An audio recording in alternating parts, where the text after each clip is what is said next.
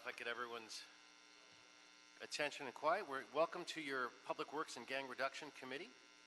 I am joined by my colleagues, Ms. Martinez, Mr. Rue, and Ms. Rodriguez.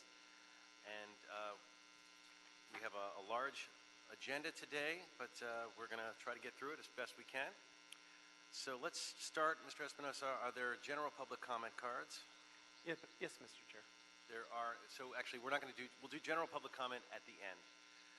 We'll do multiple comment cards now, and this is my first time using the new system here, so I apologize if I mess it up here. So it looks like we have two folks who are multiple comment cards.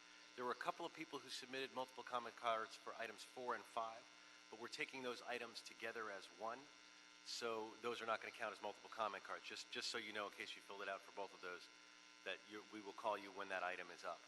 But to get us started, we have two folks.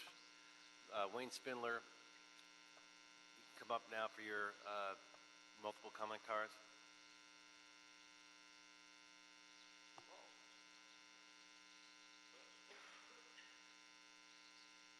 It's 2 minutes.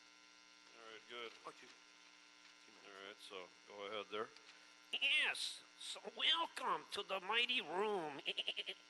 So number one, we have Aura Garcia, and she held a meeting, and she had cookies and coffee outside here.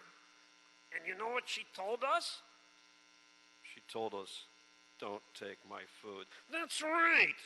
So if you don't share your food, if you don't feed us when there's food, you're taunting us. So Aura Garcia not only should not be appointed to the Board of Public Works, she should be shown the fucking door for that. Yes, that's right. See, when you do a bad job, I'm the first to say so. See that? Yes, that's right. Because I'm always here complimenting people, usually. So item number 2, relative to the fuse, fuck the fuse. Street-related infrastructure. Drove over the potholes lately? Yes, Nuri says so. That's why she's trying to fix Burbank Boulevard to make us happy. Thank you for that. Number 3, the city attorney belongs in prison. So I'll defer that to the district attorney. Number 4, Mr. Blumenfield's plan to ensure the pavement of bicycles is in good repair. You're not going to do that because you can't drive a bicycle over potholes unless you belong in the circus.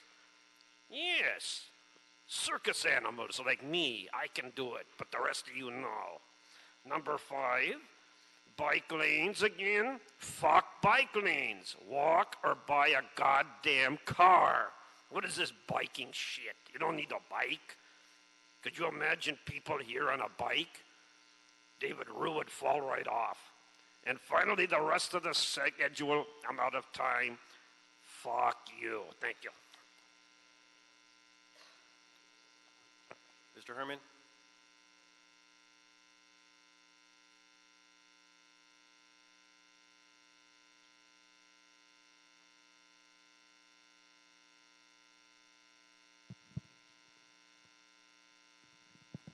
Please begin. What? Go ahead.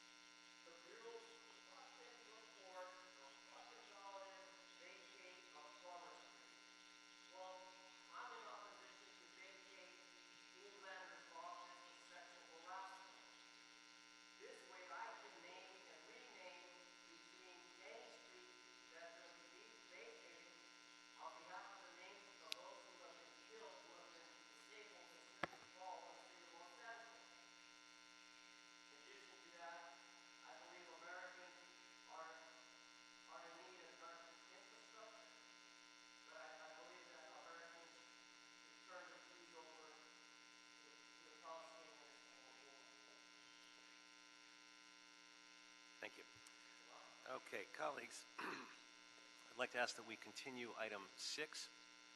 Without objection, that'll be continued.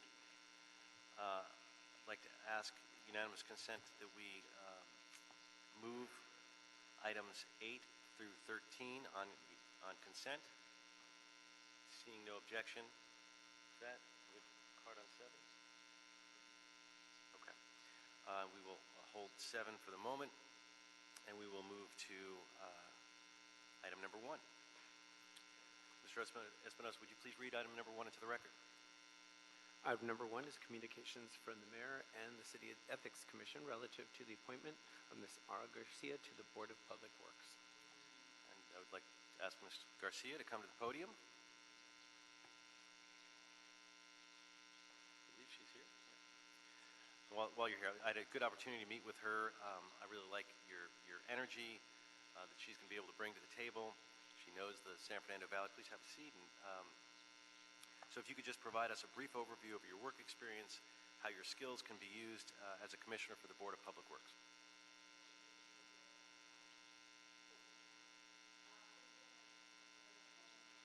Is her mic on? Do we have?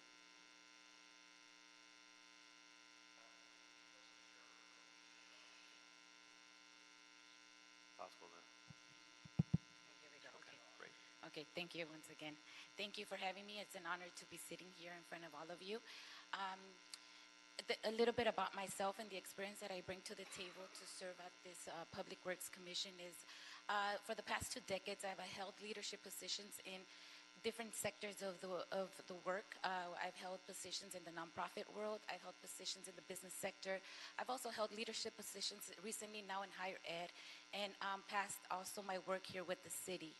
I'm very proud of my unique experience. I feel that all those experiences, work experience and life experience that I've had, I also have formal education from the local schools, the local community, the community college, also Cal State Northridge and USC, which brings me a well-rounded wealth of experience to be able to deliver the best that I can to our constituents here at the city. Great, thank you. And what's your top priority? I believe very much in employment and education. Those are probably the 2 passions of mine, and how to bridge that together. One of the things that I would love to work for or focus in is how do we get more of our youth employed in our trades here at the city. We have a lot of great positions that require trade and technical certification and education and training. I want to see how we can fulfill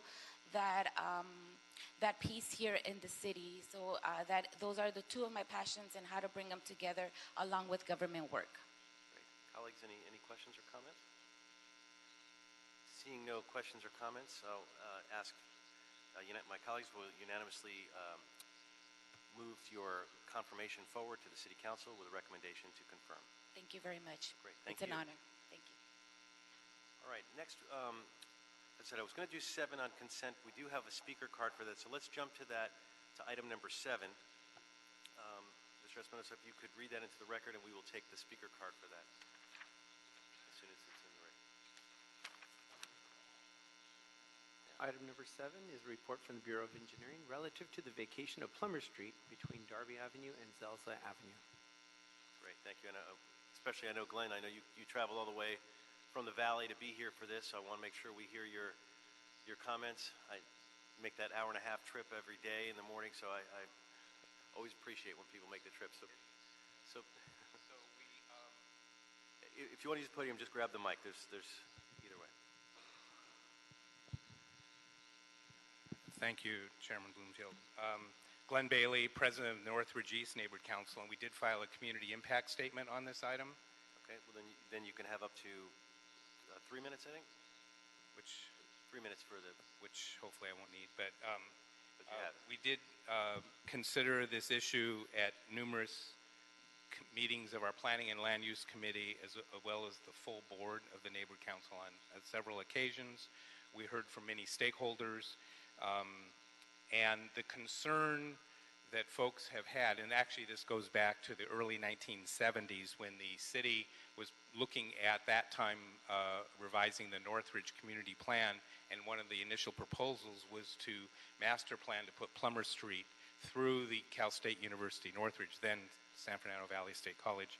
And there was a huge community uprising. The councilman at the time, Councilman Wilkinson, withdrew that because of the uprising. So here we are many, many decades later, actually effectuating what probably really started then. And the language that the neighborhood council voted to approve kind of represents that feeling that's still in the community, which is that Plummer Street not be ever put through by anybody, whether it's the city-owned, the city right-of-way or Cal State University right-of-way. And so that language is in the documents that you have before you. The neighborhood council voted to support the proposed wording of the Plummer Street vacation covenant agreement. Condition of the university shall not extend or construct Plummer Street as a continuous vehicular roadway between its intersection with Lindley Avenue and Zelza Avenue. That's the official statement of the neighborhood council. I do want to make two other comments. Number one, in the documents you have before you, it indicates about notification of the various interested parties about future hearings dealing with this matter, and the neighborhood council is not listed. And so we did put in our community impact statement to please add the neighborhood council. Don't assume we necessarily see everything on like agendas and stuff, but I think that we should be included on the list of notified parties. And then the second comment I wanted to make, and I think this is pretty important, because there's some language in there about, in effect, not allowing bicycle use, or not needed for bicycle use. And I'm sure the university will do the right thing, but I do want to express a concern that we have existing bicycle lanes on Plummer Street to the east of Zelza, and they stop now at Zelza Avenue. And our goal eventually is to get them further west of Reseda Boulevard, where they pick up again at Van Alden Avenue, and further west. That's the ultimate goal. And so we will need to be able to cross conveniently somehow through the campus to make that connection. The complication is they are looking at building a parking structure there, so we'll have to circumnavigate the parking structure. But I just want to make sure that it's not the intent of this body or the city council to prohibit a bicycle connection that crosses the campus along that Plummer Street corridor. Thank you very much. All right, thank you. So I'd like to recommend approval, but I'd like to add in a clarification about notifying the neighborhood council as one of the folks to be notified on any future actions taken on this street vacation. Any comments, concerns? Without objection, then, it is so ordered with the addition of the neighborhood council requirement. Okay, now we'll move to items 4 and 5. We're going to be taking those two items together. Mr. Espinosa, would you please read that into the record? Item number 4 is the motion from council members Blumenfield and Weezer relative to a plan and procedures to ensure that the pavement of the bicycle network is maintained in a good state of repair. And item number 5 is a motion from council members Krikorian, Vaughn, and Ninglander relative to the inspection of the condition of every lane mile of Class 1 and Class 2 bicycle lanes and lanes within the city to produce a timeline and cost estimate for bringing any deficient pavement up to appropriate safety standards. Great, thank you. We are becoming a multimodal transportation city. We need to make sure that we're expanding our bike network in a safe manner and maintaining it. We've, sitting as a member of the Budget Committee, I've seen too many of liability cases come through where we're paying out because our bikeways have not been in good order. We need to make sure that our on-street bicycle facilities are safe, convenient, and comfortable. I'm going to have Greg Spots come up in a minute, but first we'll do public comment. We have 3 public comment cards on this item. So I'd like to call Mr. Joe Linton, followed by Glenn Bailey, followed by Lindsay Nolan.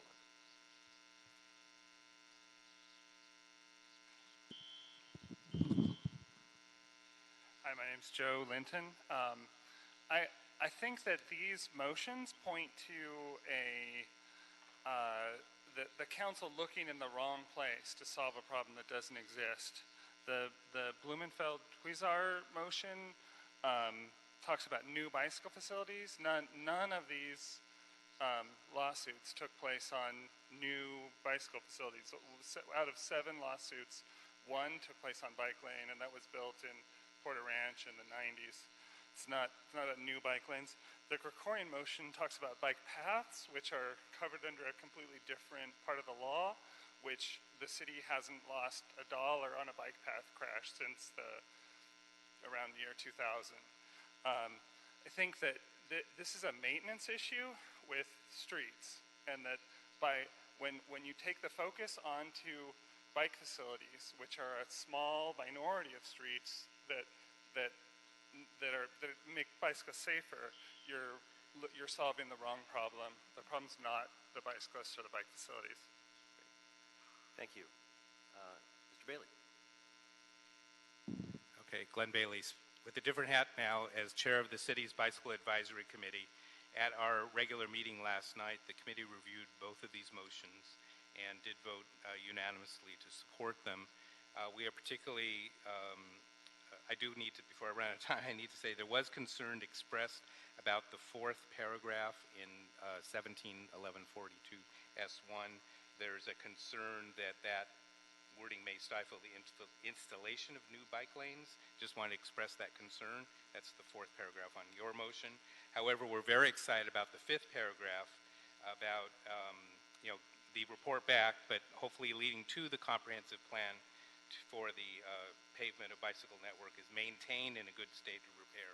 You know, as cyclists, we're not just looking for the condition of the roadway, we're having to look for things that are on the roadway, like broken glass and nails and leaf litter and car doors opening. So the more things we can remove from the things that we have to be concerned about, will be helpful to us all. Thank you. Very much. And finally, Lindsay Nolan. Hello, my name is Lindsay, and I'm with LA County Bicycle Coalition. Thank you for the opportunity to speak on this matter. We support inspecting pavement on the existing bicycle network, including both the bicycle lane network and the bicycle enhanced network identified in the mobility plan. However, we urge the city to align efforts to inspect and repave streets with DOT's high injury network methodology. Streets should be prioritized based on data, need, and equity considerations.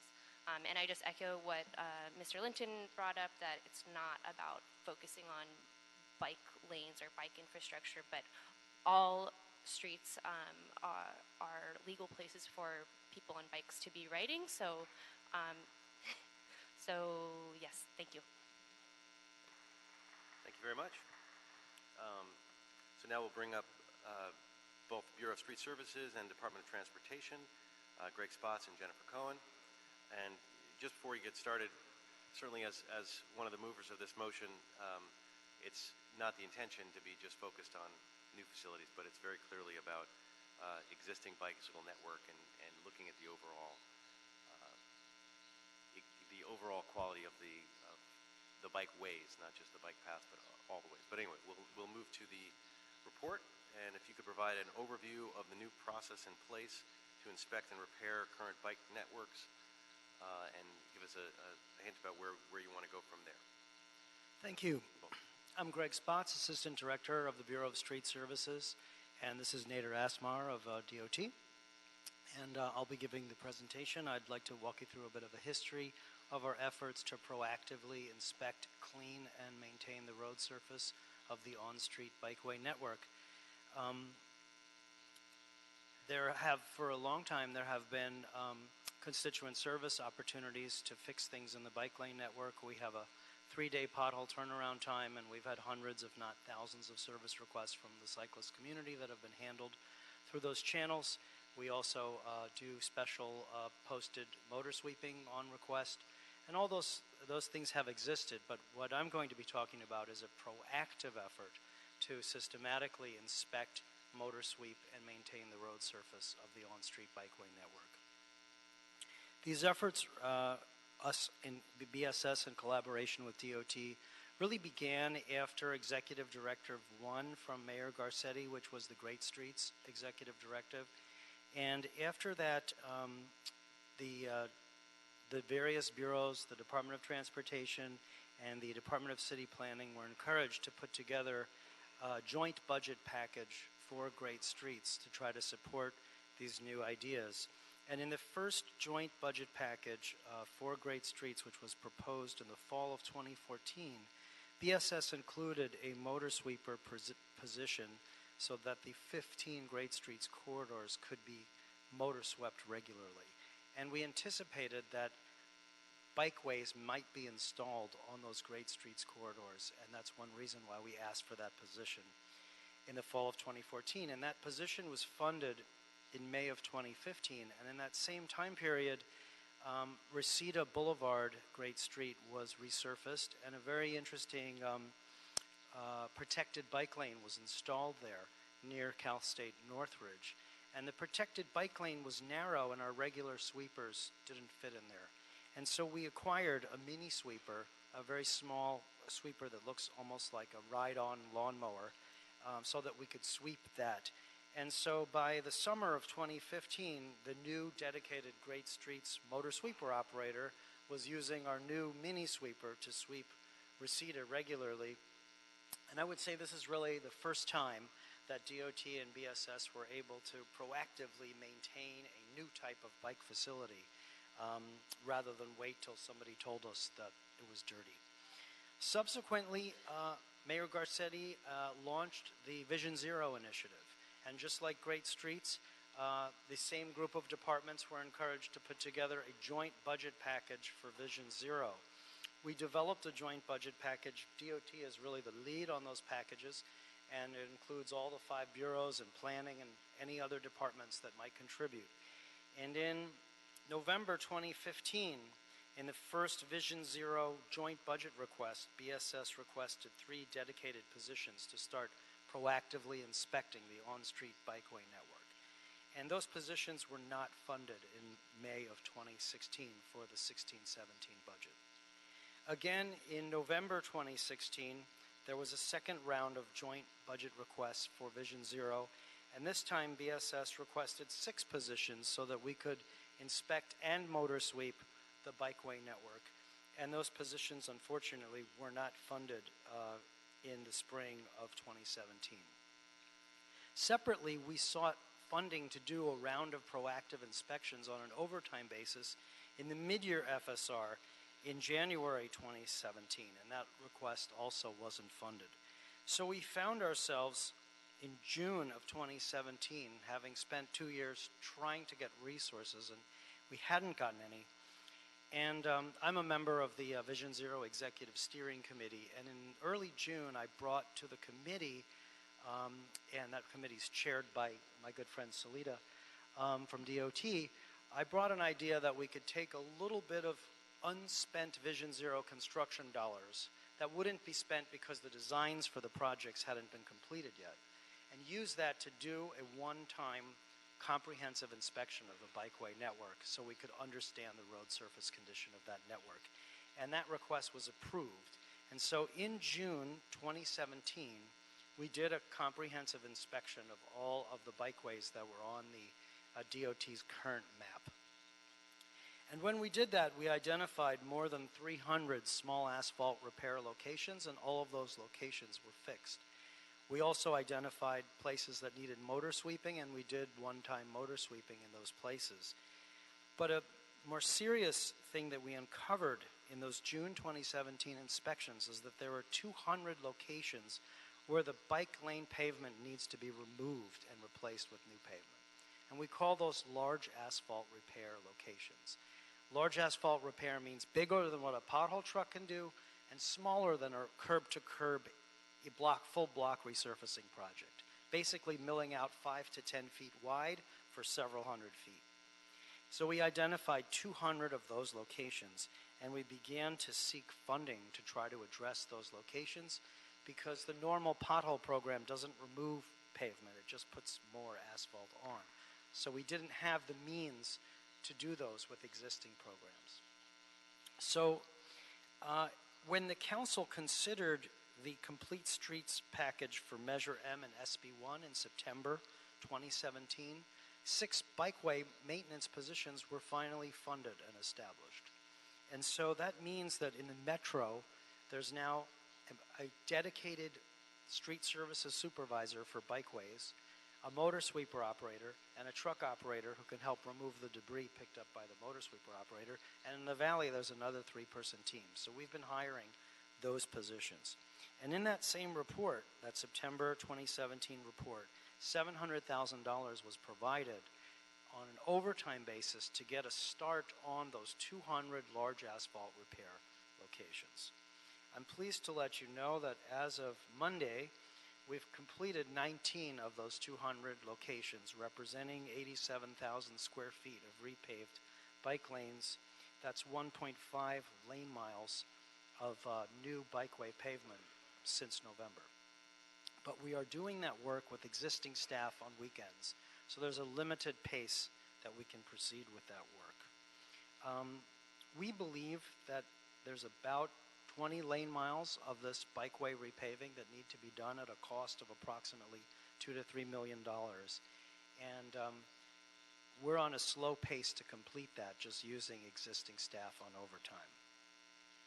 We have put in a budget request for fiscal year 18-19 for 36 positions, which would comprise 4 large asphalt repair crews, 1 in each geographic region of the city. And that costs about $2.5 million a year. And those crews could be proactively fixing bike lanes, fixing tree root push-ups on residential streets, fixing large utility trenches that failed, anything that's bigger than a pothole truck and smaller than a full-blown resurfacing project. We used to have those crews before the budget crisis, and we believe those crews are an absolutely essential tool for us to make sure that the entire road surface is in a state of good repair. One last comment is that there is the possibility of having some additional capacity to speed up these bikeway large asphalt repairs in the next Measure M SP report that will be coming to you perhaps this month. There's about 40 positions that will be hired at BSS to do street reconstruction as part of the Vision Zero corridors. And it's been contemplated to bring those people on 3 months early and have them do a 3-month bikeway repaving blitz before the first Vision Zero corridor project is ready. And so if that report contains that early salary, that additional salary for 3 months, we might be able to bring the bikeway network into a state of good repair before the end of the fiscal year. That would be a great accomplishment. And if we did so, we still believe we will need 4 full-time crews to be able to proactively identify areas that degrade in the future. My last comment I want to share is that DOT has been working with us, and actually Nader and I are in constant communication. When they want to put a new bike lane down, they ask us for a consultation on the pavement condition. And there have been cases where they've delayed a project because the pavement condition wasn't ready for a bike lane. So we are coordinating closely to ensure that we're not placing new bike facilities on bad pavement. But if we had these 4 large asphalt repair crews, we would be able to actually go and prepare a surface. If Nader came to me and said, I want to put a bikeway here, we could prepare the surface for him, whereas today we don't have the capacity to do that. So I'm ready to answer your questions. Great. Do you have any opening comments you'd like to make for us? My only comment is that I completely support the efforts of BSS and the department. Whenever we can work together, we always work together very closely with Greg and his team. We've been working with BSS for years on resurfacing, and over the years we've gotten much better at coordinating. And I'm looking at the project we're implementing right now, actually, Spring and Main in downtown, where we walked it, we photographed areas that could have been of concern where a bike lane might go in. We've been sending it over to BSS. They've been looking at it as well. And we aim to fix all the pavement where the bike facilities are going to go and coordinate better on projects in the future. And that's just one example. And there, as he stated, there's other locations where we did not put in a facility that we wanted to put in because maybe the street was concrete and it wasn't we weren't able to get it paved just yet. We delayed that until a future date when we can get that repair done. Other than that, I just want to support the efforts of BSS. Great, I appreciate that, and it's so important that you guys are coordinating together. But on that, so once a bike lane has been installed, whose responsibility is it for ensuring the lane is safe and usable? Is it DOT or BSS, or how does that work? It really isn't written down anywhere, but BSS is the primary agency for maintaining the road surface.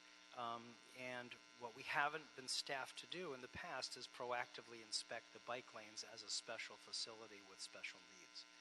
There's a higher standard of maintenance really for bikeways than other areas, and we really do need people who come into work every day to make the bikeway network safe in order to really have the highest standard of maintenance. Well, and certainly, overall, it's penny wise and pound foolish for us not to try to take care of these 200 spots at the very least. In terms of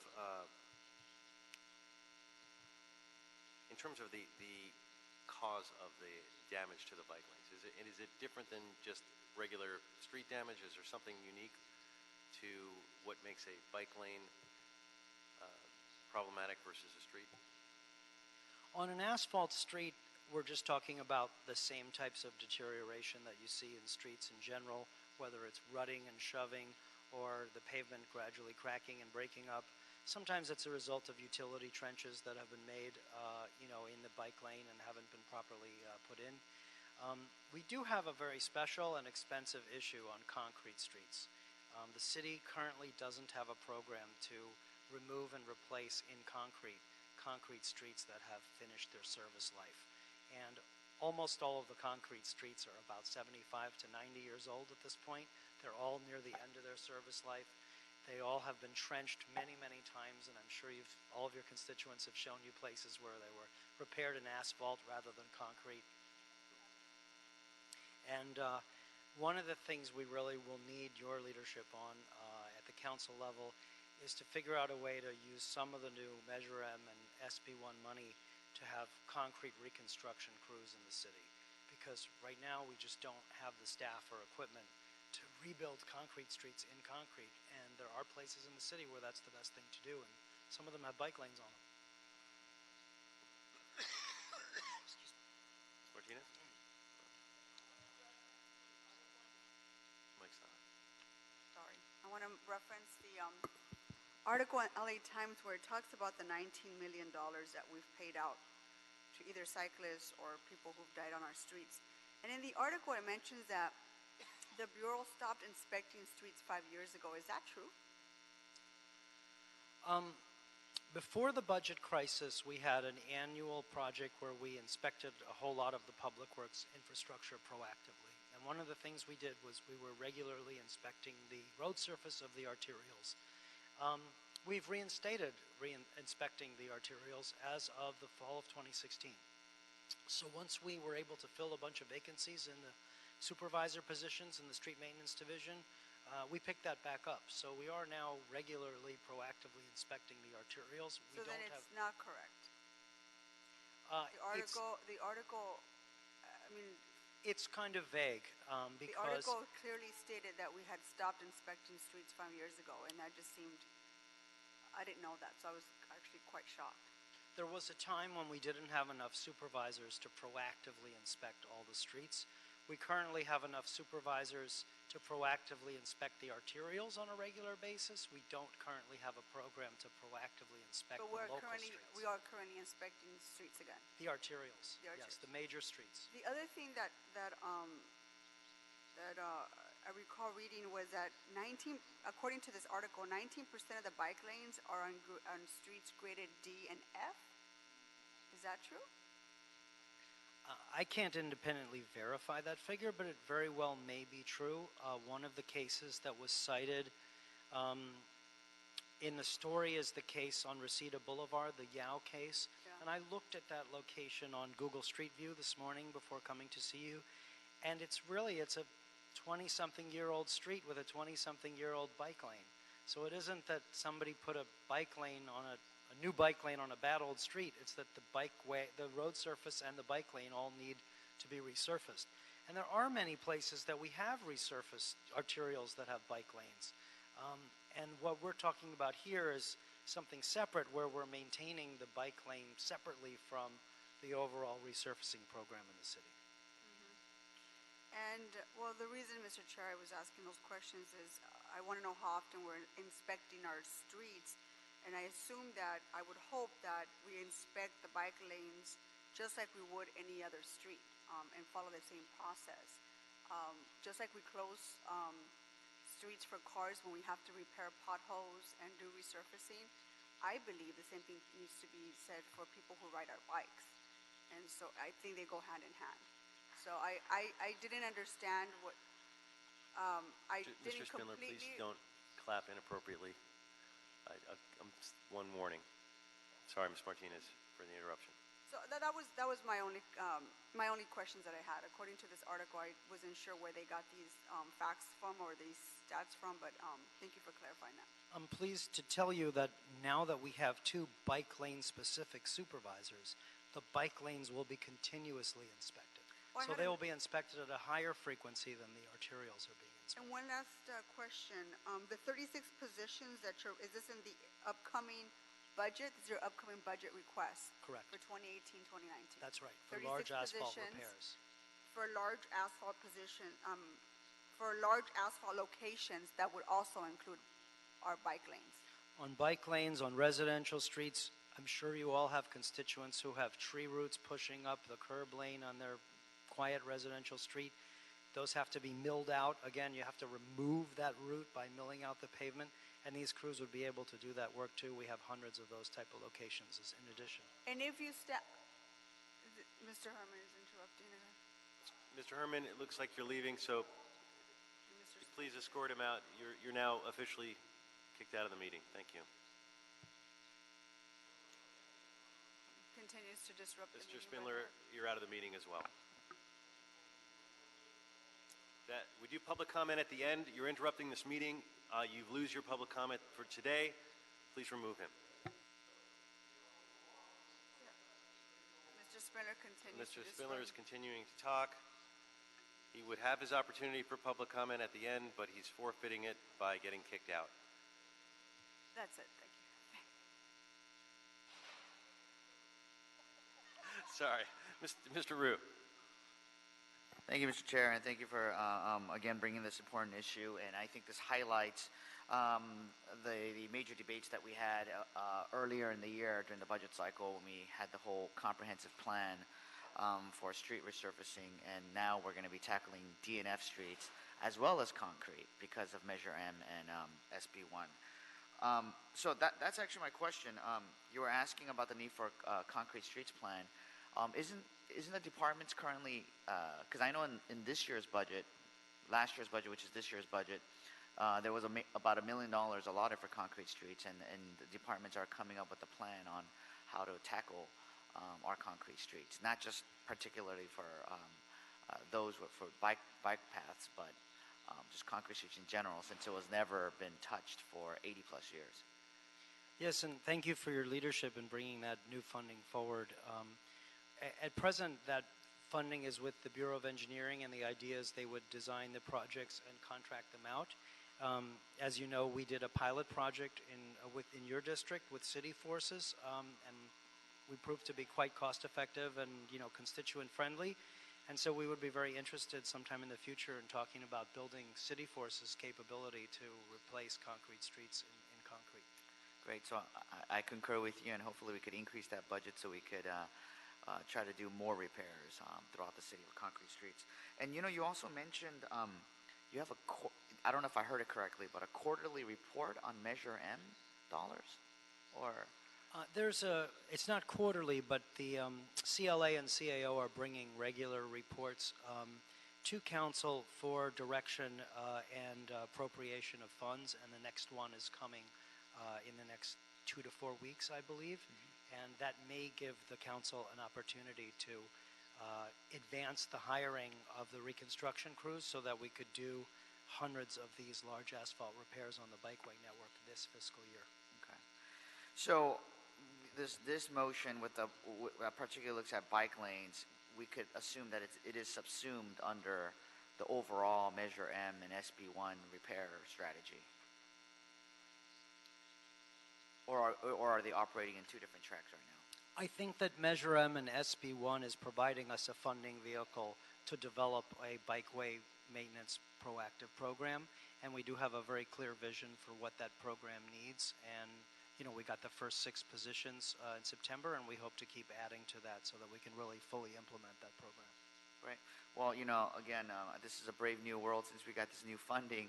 I love the fact that you guys are collaborating so closely. I mean, that's even if we get money, if departments can't talk to each other, then we can't get anything done, which is a perfect segue to the next item, right?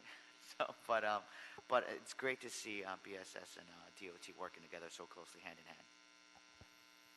Great, thank you. Seeing no comments, I'm going to recommend that we adopt both motions, send them to council as one. We're all interested in seeing improvements on our bikeways, and this will help move us in that direction. So without objection, that is the order, and we will now move to item 5. We did 4 and 5. We're moving to 3 next. Mr. Espinosa, would you please read item number 3 into the record? Item number 3 is a city attorney report and ordinance relative to adding a section to the Los Angeles Municipal Code to establish a tree replacement in lieu fee to satisfy the city's tree planting requirements when the required trees cannot be planted on site. Thank you. Just a few words before I bring up our presenters here. The in lieu fee idea is a proposal that came directly from Renee Dake-Wilson, who's here, almost a year and a half ago. And I just want to, I know that there's a lot of misinformation out there, and just part of what we want to do is focus on what the real issues are and clear up the concerns or misunderstandings about the item that's out there today. I mean, for me personally, and I'm confident to say with my colleagues here, we are all very interested in maintaining and growing the tree canopy. That is something that we're all, prioritize in terms of our urban forestry budget. Me personally, used to work for the Santa Monica Mountains Conservancy. When I was in the legislature, I did a lot of bills related to trying to improve our canopy. And so as I understand it, the main purpose of this is this in lieu of fee makes up a problem where developers are giving trees to public works nurseries. And then at those nurseries, those trees are dying. And so that's the issue. And I know people are concerned thinking that this is going to be some sort of a money grab, that you're going to get some trust fund and then it's going to get away from trees. Know that as we discuss this, all of us here are committed to the tree canopy and making sure that that kind of fear does not get realized, that this is really about how do we best preserve the tree canopy and a rational way to do it. So that's what the discussion should really be focused on, is with those, I don't think we're going to be arguing over the intent. It's a question of how we get there. I understand the Board of Public Works has no intention of improving the in lieu fee for protected trees at this time. Protected trees are mentioned as a placeholder in case we ever desire to utilize the in lieu fee as part of the strategy to increase enforcement of protected tree ordinance. But we'll get into all those details. We'll start by having Dr. Fernando Campos from Public Works along the podium, along with Ted Jordan from the City Attorney's Office, to provide us with an overview. Good afternoon, Fernando Campos, Executive Officer with the Board of Public Works. It's my pleasure to present this item before you. The item before you is a work in motion for several years that's been going on in terms of the creation of the concept of the tree replacement in lieu concept. You are correct in terms of the problem. So the problem really started up several years ago in which some of these trees were going to nurseries. About 30 to 35% of those trees that were being removed were not being planted in the ground. And so the Board of Public Works is highly committed to making sure that those trees do go in the ground, that they are getting planted. And so what was the problem back then? We were sending about 30 to 35% of our trees to the nursery. Those trees were going to the nursery. Some of them, majority of them, were dying because the size were inaccurate, the species were inaccurate, or the roots would become bounded while they were still planted. So they would never be able to make it to the ground. Unfortunately, At that time, it was about 35%. So the objective of the concept before you is really to make sure that we are expanding our urban canopy. The other objective is to make sure that these trees do get in the ground. So that is the commitment. The Board of Public Works is also committed to make sure that we are satisfying our 2-to-1 replacement policy, basically for every tree that gets removed to go in the ground. In addition to that, for protected trees, we have a 4-to-1 policy. For every 1 tree that gets removed for protected trees, 4 get in the ground. And so the board is continuously looking at this. They're extremely dedicated to making sure that the trees do go in the ground. So what happened since April of 2017 when we first presented this concept? We hired a independent contractor, NBS, Nicole Kissman, who is the contractor that we hired to conduct a fee study. The fee study really had 2 major objectives. One, how do we reduce the number of trees delivered to the city tree yards to make sure that these trees don't die and eventually never make it to the ground? In addition to that, how do we increase the trees planted in the ground up to the 100% mark that we wanted to achieve? So as we conducted the study, we had to look at a couple of areas. One, how do we establish the fee? How do we recover those fees? And how do we ensure that the fees that are being established are guided by current laws that are not in violation of Prop 26 or 218? And so as we went through the process, we not only collected the data, we also looked at what the costs were for staff planting the trees, and we also looked at the cost of what our independent consultant would charge us to plant these trees. After the study that we went through, it took about 6 to 7 months to conduct the study. We found that 24-inch box trees cost for the city to plant was about $2,648 in total.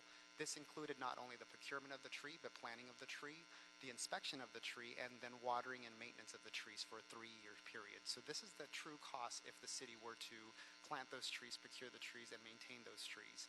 If we use a hybrid model using an outside contractor, i.e. City Plants or even any of our nonprofit organizations, the cost would be a little lower, about $2,258 for a 15-gallon tree.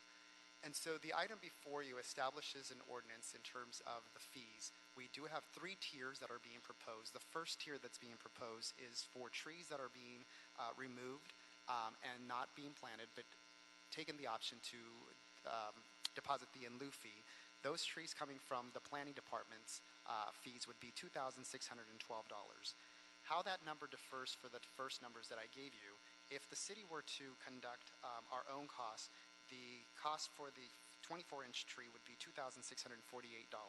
However, if our nonprofit organization were to do the same tree for a 24-inch box, it would be $2,612. And so the ordinance before you opts to go with the lower cost, just to ensure that we're not overcharging any of the developers. The second tier that you have before you in the ordinance is trees that are being removed at the Public Works level, at the Board of Public Works. If city staff were to plant those trees and procure those, the cost would be $2,258. If we were to go with our current model of our nonprofit organizations helping us to plant those trees, the cost is $1,945, and therefore that's what we are proposing in the ordinance. In addition to that, we do have the reduced fee of $267 that will be offered for those private residents that are developing units that are between 1 to 4. Again, this is all residential. It's not commercial. It's not industrial. And this is only for the Board of Public Works trees.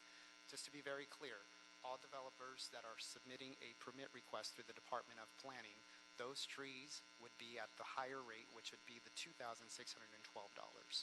The concept before you also, once it's considered and approved, we would be able to collect those fees, put it into our Public Works Trust Fund, and as the trees are needed to be planted across the entire city, not site-specific, and that was the other challenge that we had when we were developing the concept, is that as the permits were being proposed before the board and also the Department of Planning, those trees needed to go on-site at that location. And because of space constraints, we needed to provide an option to these developers and residents to move forward with the tree planting. So with this concept before you, this allows the city to not only collect the fees of what it would take to plant, procure, and maintain the tree, but it would also give us the option to plant those trees across the entire city at any open tree well that we have, or even to create new tree wells by doing cuts. With that, I will close my presentation and I will take any questions that you may have. We do have our city planning department here, Commissioner Renee Drake Wilson, and also Jan Choi, who is here. We also have our contractor from NBS, Nicole Kissman, that's here, and then, of course, our counsel, Ted Jordan. Thank you. Before we go to questions, I was asked to, if we could take public comment first, which I'm going to move to. I wanted you to at least get it out because there was a lot of misunderstandings, and then we'll ask questions after we hear public comment. So thank you, and stay close. So if we could, we have a number of public commenters, so we'll start with Elena Wachell, followed by Shane Phillips. Is Elena Wachell here? And if I'm mispronouncing your name, I apologize. Okay, well, it's spelled differently on here, but I apologize, Ilana. That's fine. Hi, I'm with the Coalition to Preserve LA, and I'm commenting on this in lieu fee of in lieu planting.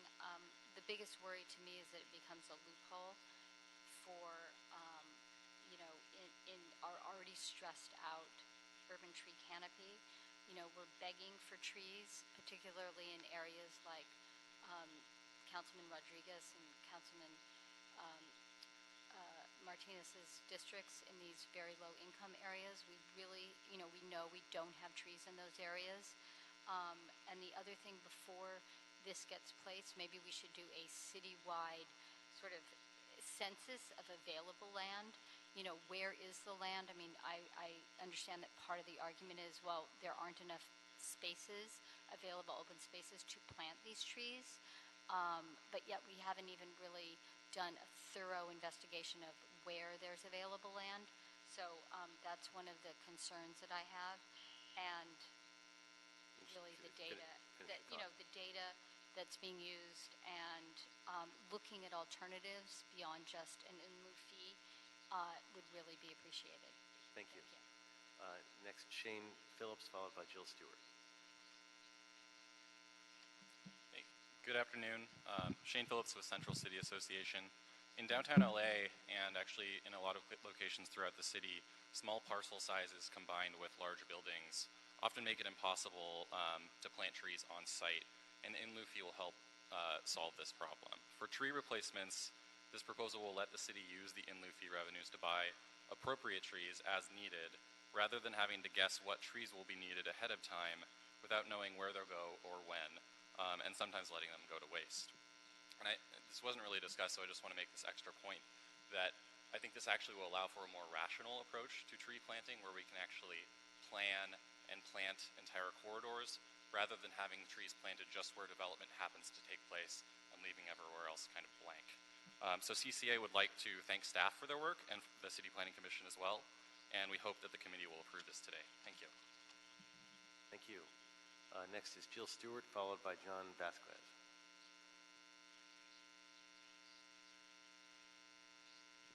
Thank you very much. Jill Stewart, also with the Coalition to Preserve LA. We're interested in the overall systemic problem in Los Angeles that has put us about a decade behind the leadership cities in growing an urban tree canopy. It's an issue of equity. When we have an in lieu fee, we're going to see, I think, that the well-to-do areas are better set up to fight for the money and get trees put into their areas, and the working class areas that are really getting shafted in trees are going to continue to experience that. We oppose this in lieu fee because it's out of order in the stream of things. It's a good idea as a standalone, but until Los Angeles follows, and I'm just going to read a couple of them, the City of LA has repeatedly been shown the GIS and Google Earth systems for identifying the open spaces in medians and parking strips where the city can plant replacement trees. They are not looking into it. They are way behind. The mayor's team has repeatedly ignored these systems. More than a year ago, a Caltech researcher wanted to help LA catch up. I urge you to look at how far behind we are on the urban tree canopy before we move to a let's cut them down and plant them someplace else. We can save trees in place like Seattle, Portland, and other leadership cities. Sacramento, they all want to help LA if LA would just say we need the help. Thank you. Mr. John Vasquez, followed by Diana Zagren.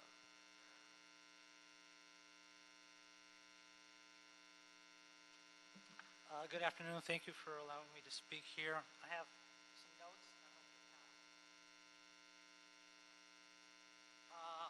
represent a concerned group of citizens from Sunland Tahunga, and I also probably speak for the Sunland Tahunga Neighborhood Council, where I say that this ordinance is bad for LA. You know, there's a quote on the front of these pages that's from the city's chief forester. It says, you know, Los Angeles used to trim around 80,000 trees a year. Now it's down around 20,000. It just basically shows that, you know, we don't have the resources and the funding to do it. You know, and so why am I saying that? Because, you know, what it is, what's at stake is that the city of LA has decided that the price to not plant a tree is $2,612. You know, we are in need of trees due to devastation from fires, flood, and urbanization. You know, you as a council can influence what the LA city landscape will look like for future generations. And this ordinance comes at the issue from a tone-deaf viewpoint. You know, MBS's objective to create this report, this final report that was presented, was purely financial. You know, their task in finding ways to generate revenue, i.e. cost recovery, that is their mission statement. Thank you. You know, and I'm sorry, you were way over at the time. that was not 2 minutes, sir. You are correct. It was 1 minute. Everybody gets 1 minute. You exceeded it. I let you continue to finish it, but I can't have we have a very packed agenda. I understand. Well, if you just give me some leniency, I'll be real quick. I gave you lots of leniency. You're already about 30 seconds over. If I do it for you, I have to do it for everybody. I let everybody finish their thought, and I apologize, but I have to be consistent. All right. Well, then let me So just say next- that this is a I'm sorry. misguided ordinance, Okay. and it's an easy way for the city to make money. Thank you. Next is Diana Zagren, followed by Lynette Comp.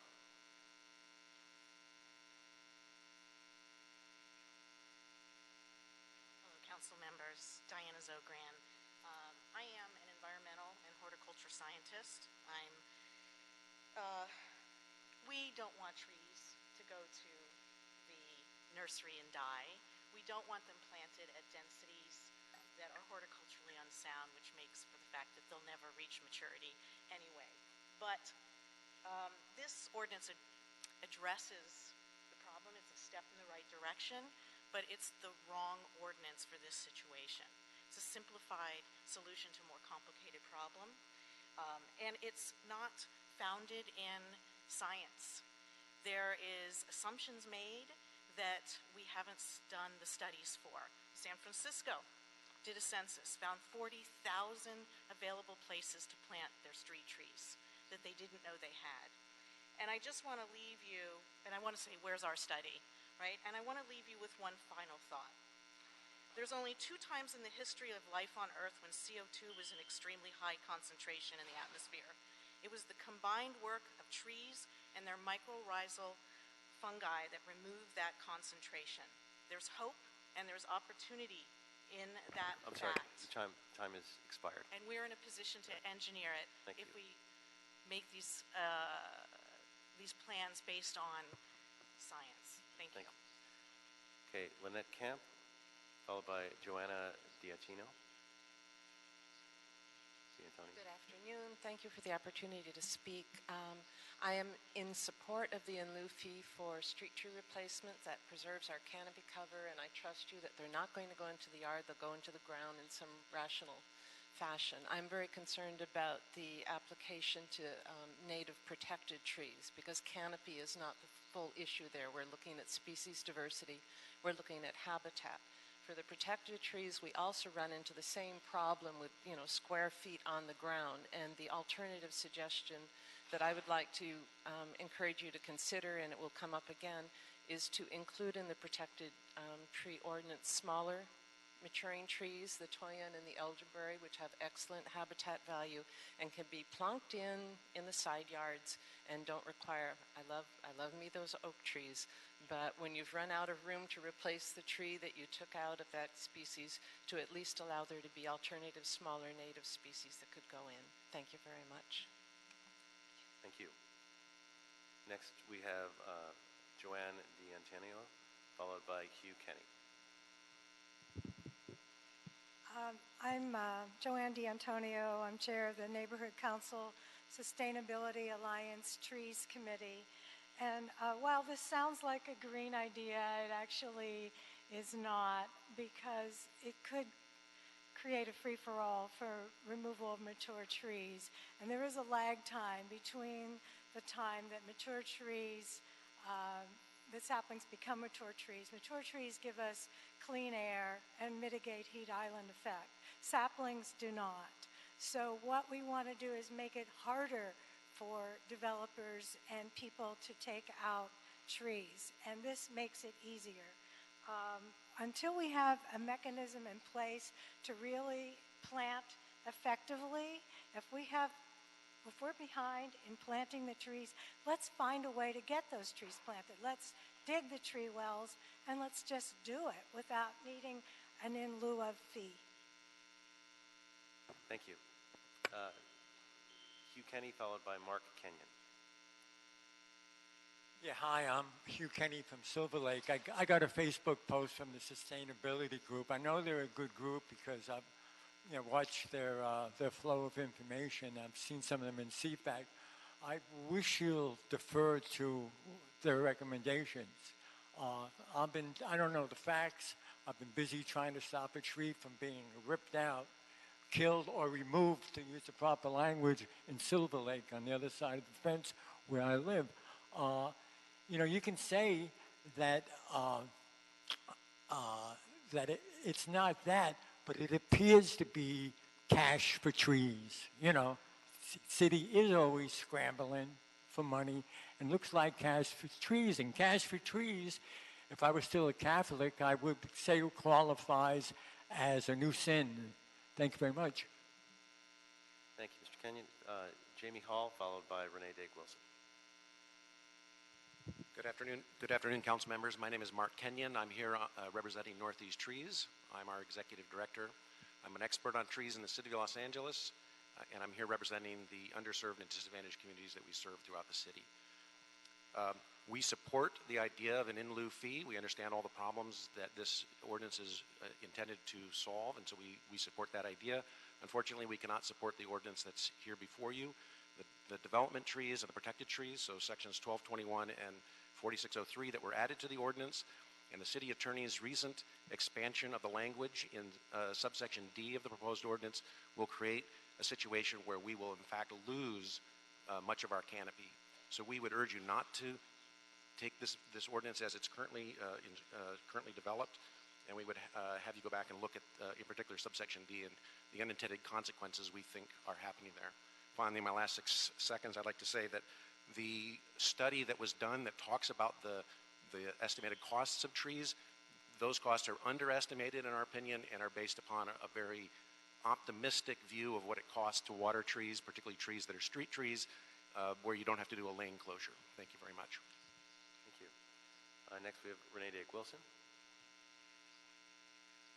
Good afternoon. My name is Jamie Hall. I'm a land use and environmental attorney with Channel Law Group. I'm also the president of the Laurel Canyon Association. We were formed in 1930, and one of our primary missions is environmental protection, and we just finished the Let's Buy a Mountain project, which was a project to acquire 17 acres of open space in Laurel Canyon. And I've had the opportunity in my private practice to appear before the Board of Public Works many times over the last year, and we've saved over 100 protected trees by doing one thing: requiring the applicant to meaningfully analyze alternatives to their proposed project. And that's fully consistent with CEQA. CEQA imposes a duty on the city to use the environmentally superior alternative. And an in lieu fee is actually the least environmentally superior alternative. So what we need here is a holistic solution to this problem. And I would urge you to withhold adopting this ordinance. There's already a pending motion to amend the city's protected tree ordinance, and let's look at this holistically. Thank you.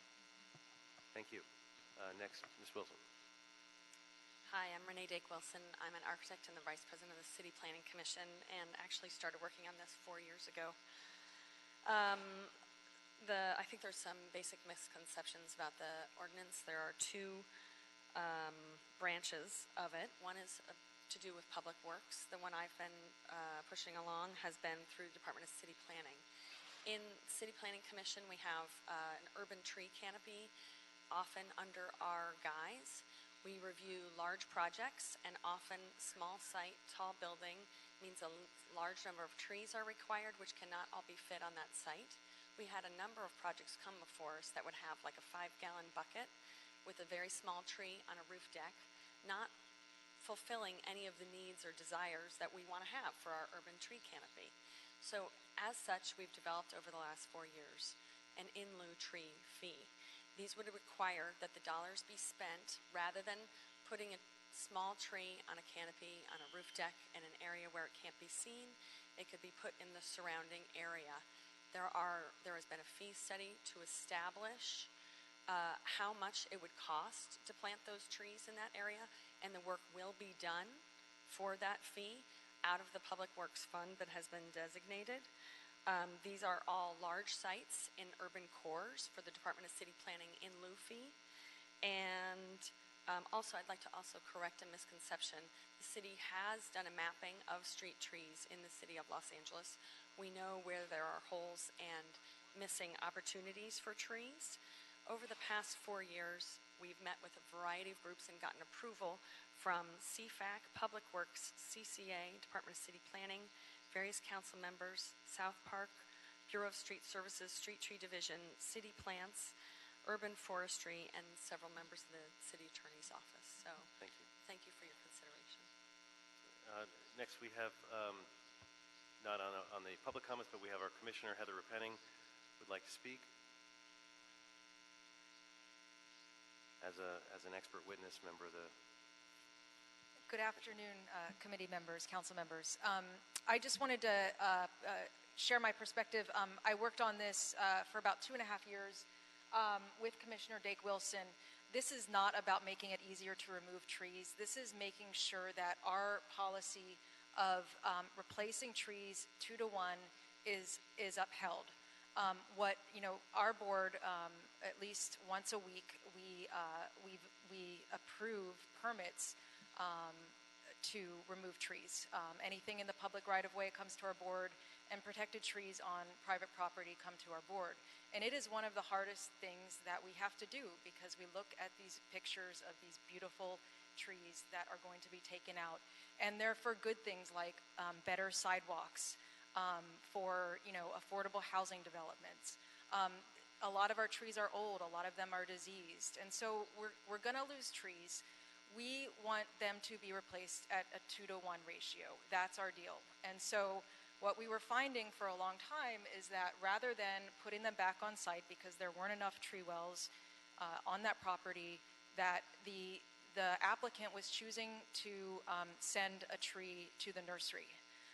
Because our Urban Forestry Division does not have tree planting crews, they do actually want to be planting trees, and we think it's one of the core functions that we should have as a city, and we should be spending general fund money annually to actually plant new trees. They were not necessarily getting those trees out of the nursery, and there was no accountability for that second tree going back into the ground. So we wanted to create an option for the applicant to pay instead, and that we as a city take that money and we will add it on to other tree plantings that we're doing that are driven by climate equity policy. We have studies of where the hot areas are, of where the areas that need more trees are, and we want to use that money to plant that second tree, if it can't go on site, in an area of LA that needs it. And so that's what this has been about. It's been about that second tree and how do we make sure it's getting in the ground as opposed to ending up in a nursery where it may or may not be used. So I understand that a lot of the issues that have been raised around the protected trees, I think we're fine taking that out. Our board takes the protected tree removals very, very seriously, and we hear them very thoroughly and study them very thoroughly, given the delicateness of those ecosystems. But I just wanted to clarify and add my perspective here today. Thank you so much for your consideration. Thank you very much. We could have Dr. Campos come back along with Ted Jordan for some questions from the committee.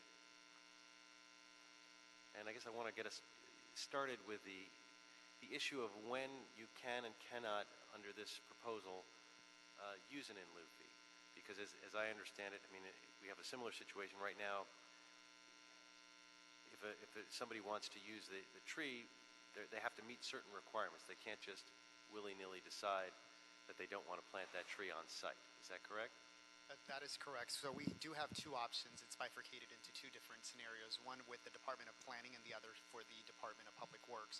For the Department of Public Planning, they would use the Section 1221. So it would be a director's decision that would be made at the Planning Department. Then they would review the request, the permit, and the development, and then they would make that determination whether it would require a variance or if this option would be allowed. At the Department of Public Works, when it's before the board, Before you go back to the 1221, because that's one where I don't know if it's clear enough for folks, and maybe that's part of some of the concern, is how that works. And maybe we may ask you to try to bring back more clarifying language on that. we have Ms. Choi here from the Department of Planning that can clarify the actual process itself and then clarify Okay, and then we'll go to the second part of your thing, but as long as we're on the 1221 section. Good afternoon. This is Jane Choi, Senior City Planner with the Department of City Planning. So the 1221 G2 section of the code that has been referenced is about the requirement for multifamily projects with 6 or more units to provide at least one tree for every 4 dwelling units. So this is part of the open space portion of the code. And in that same section, it allows for a director decision to be requested to reduce up to 10% some of the area requirements for the provision of open space, but this section of the code can also be used to provide relief in terms of where the trees, how many trees are located on site. And I think it's important to acknowledge that the goal is to provide as many trees on the property as possible. And the applicant would come to basically our counter to get a determination of how many trees they need to provide, and then file for relief, and there are findings that need to be made.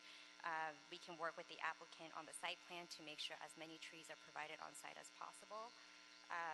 And we would be setting parameters and instructing our staff on how to kind of work through some of these issues in terms of providing trees on site. I think this is kind of a short-term strategy. In the long run, with our RECODE program, we could think of other ways to better tailor these types of the tree requirement, provision requirement on site. For example, we can think about providing credits to projects that already have healthy trees in the parkway nearby. In the very long term, we can also think about tailoring tree requirements based on micro ecosystems and trees that are better suited for certain neighborhoods versus others. I'm happy to answer any other questions you may have regarding this provision of the code. I want to hear the second part of it. Go ahead on this piece. Oh, no, that was, Because it was a two-part of yes. how so I'm here to speak about the tree provision requirement that is for private developers triggered by the code. And then you were going to talk about the other aspect of how. So the secondary aspect was the Department of Public Works. So that is a discretionary decision given by the municipal code to the Board of Public Works to make those decisions in terms of removing the trees and planting the trees. One of our public speakers did testify before you that in many cases the board has instructed and actually asked the applicant to work with the community at large to figure out alternative ways to plant those trees. So the board does have that discretion to either approve or not approve the permits. They do adhere to the policy of 2 to 1. So for every tree removed to go in, for protected trees, it's 4 to 1. And so the board ultimately has that discretion to make sure that those trees get in the ground. In the past, some of those trees were going to the nursery. This is the problem that we're trying to fix here. So the proposed ordinance allows the developer or the permittee, if you will, that additional option that they can select to deposit a cash in lieu amount so that we can guarantee that the tree gets in the ground. We, the city of Los Angeles. It's only once they've passed the threshold of it can't be done on site. Correct. Correct. Because clearly our first priority in all these cases is we want the tree on site if that's at all possible. On site or near site is right. ultimately so none of that changes in this proposal. Correct. The only thing that changes is for the ones where they would be literally bringing a tree to the nursery, they could bring the in lieu cash That's equivalent. correct. In fact, there's another added benefit, and that is that once the monies get deposited into the Public Works Trust Fund, we would be able to use this money to plant trees across the entire city. So in areas that we desperately need trees, we would be able to dip into this fund and ensure that those trees get planted in areas that we do need. So working with our Bureau of Engineering and also our Bureau of Street Services, we know where those hot spots are. We know where we need those trees. So this would allow us not only to plant those trees in those needed areas, but provide the funding needed to ensure that the trees get planted. And it was brought up about the pricing that, is this the right amount? And you mentioned you're using the lower amount, which is when you partner with a nonprofit. But what happens in those situations where we want to partner with a nonprofit, but we're not able to, and then we use city crews, and there's a cost differential, then who That's ends an up paying for that? excellent question. And so the proposed ordinance before you goes with the lower amount simply because the propositions, we want to make sure that this doesn't become a tax or is seen as a tax. This is a fee. So ensuring that we collect the lower amount would ensure us to get out of that area.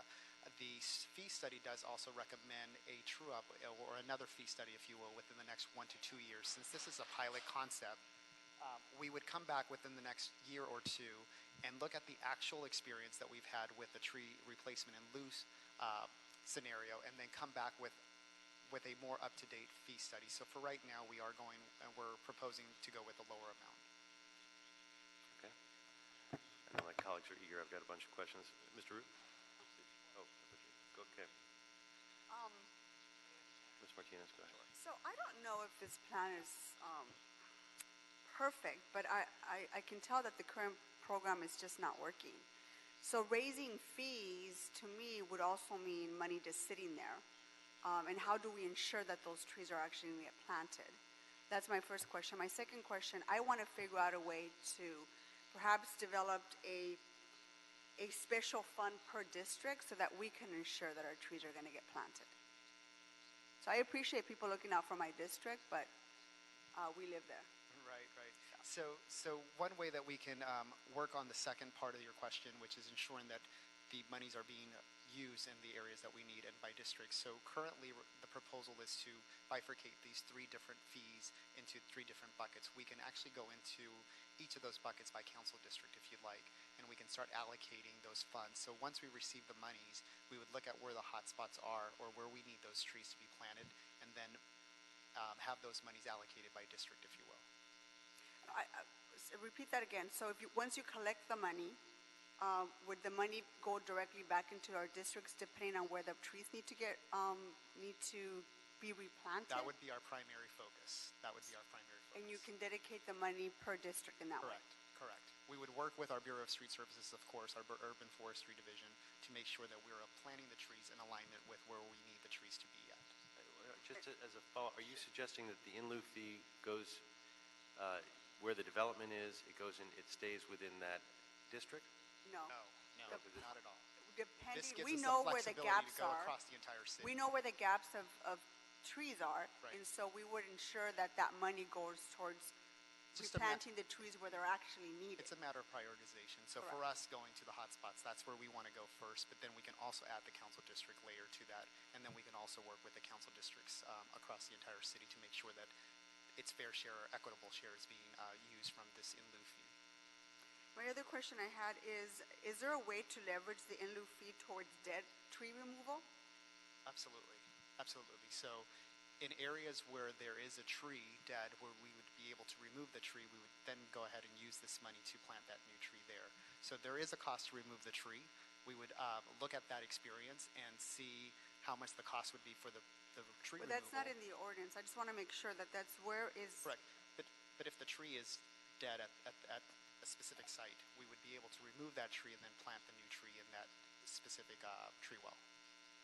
Okay, so you can ensure that we will be able to address our needs in our district based on the gaps of trees that need to be planted. You can ensure me that based on the prioritization and the needs of the city, that we're going to see that money be invested in communities like ours. Absolutely. I think it's based on our prioritization, how we prioritize, how we use the money, where we deploy the monies first, and then working with the council districts. Okay, thanks. Drew? Thank you, Mr. Chair. I think this is a great step, right step in the, good step in the right direction, because I have one of those areas where the trees are just sitting there and just dying. So I have a couple of questions, though, a couple of concerns. So if we pass this ordinance, or if we pass this program, does this replace the 2-to-1, the trees going to the nursery, or is it an option? So does the developer get an option to, well, first try to plant? If they can't plant, then can they pay a fee and or send it to the nursery, or do we get rid of the whole nursery program? Excellent question. This presents an option, so it doesn't replace it. It doesn't satisfy in terms of the 2-to-1. This just provides the option to the permittee that if you cannot plant the trees on site, you can go ahead and elect the in lieu fee so that we can guarantee that the tree gets into the ground. No, but I'm saying if you can't plant it on site, they could choose the in lieu fee, or they could just send a tree to the nursery. No, the board at its discretion would make that determination. The in lieu fee would be an option that they would consider. So they could, the board could still tell them, send the 2 trees to the nursery? Theoretically, the board could, yes. However, the intent for the Board of Public Works and its commitment is to ensure that the trees go in the ground. So this option would be a more feasible option for us to ensure that the trees do go in the ground. Sending them to the nursery, we already know the experience, and that is about a third of those trees die. Right. So having this option available to the Board of Public Works when it's making its decision, this would ensure that those trees it wouldn't be the developer that chooses, it'd be the board that chooses. Correct. Right. And also when you say that the $2,600 fee per se, is that per tree? So is it when one tree gets removed, it's a $2,600, or is it when one tree gets removed, there's 2 trees, so it's $2,600 per tree? It's $2,600 per tree, and we're For the talking replacement about, tree. We're talking about the replacement, correct? Okay. So if they put one in and can't and do in lieu for the other, it's $2,600. Now, this might be a city attorney question, and I think you kind of hit on it before. This fee, I understand how you came up with this fee. It's a 3-year average. I mean, it's the cost of planting as well as maintaining it for 3 years? Correct. And watering? Correct. Can we charge more? You can charge up to what the city believes it's the cost. Okay. What we can't do is charge more or collect more than what we believe our cost Right. is. Then, based on, what Councilmember Nuri Martinez was talking about, I completely agree with her, because I think that this number is a little too low, because it's 3 years, watering it for 3 years when it's a smaller tree. But then I just know, I know this issue so well because my district is so blessed with having so many trees, but we're also cursed with having so many trees. Because tree trimming, which we have no funding for, I can't tell you how much hundreds of thousands of dollars on my own discretionary money I had to spend to just trim trees. And then dead tree removal, how much is dead tree removal? Do we have an average cost on that? It depends on the tree, right? It would depend on the tree itself and Right. how big it is, how tall it is. So I think the fee needs to incorporate tree removal, whether it's dead or not. Sometimes we need arborists, a secondary or a third opinion. There's arborists who wants to. There's people who want to determine whether the tree's dead or not. There's trimming fees, and I got to tell you, in 1 year, the tree trimming couldn't get finished in a particular area of mine. But when it went to the next fiscal year, we had COLA adjustments, and it just went up by 20%. And I had to augment that money with, again, my discretionary fund. So I don't know what the magic number is, how many years out you're looking at, but $2,600 for a tree, and I want a robust urban canopy, but the larger urban canopy we have, the more maintenance we have, issues that we have as well. So I don't want to burden all in the beginning to the developer who's removing a tree, but I think the fee needs to be somewhat adjusted. And we will have the option under the under the fee study. One of the recommendations from the consultant is to come back within a year to 2 years to look at the actual experience. Since this is a pilot concept, we would actually have new data to work with at the end of the 1 year mark. We would then go back and look at the actual cost. We would be able to include, as you suggested, the tree removal cost, the trimming cost, if any. And then at that point, if the new fee study supports a higher dollar amount, then yes, of course, we would come back to this council and recommend a higher dollar amount.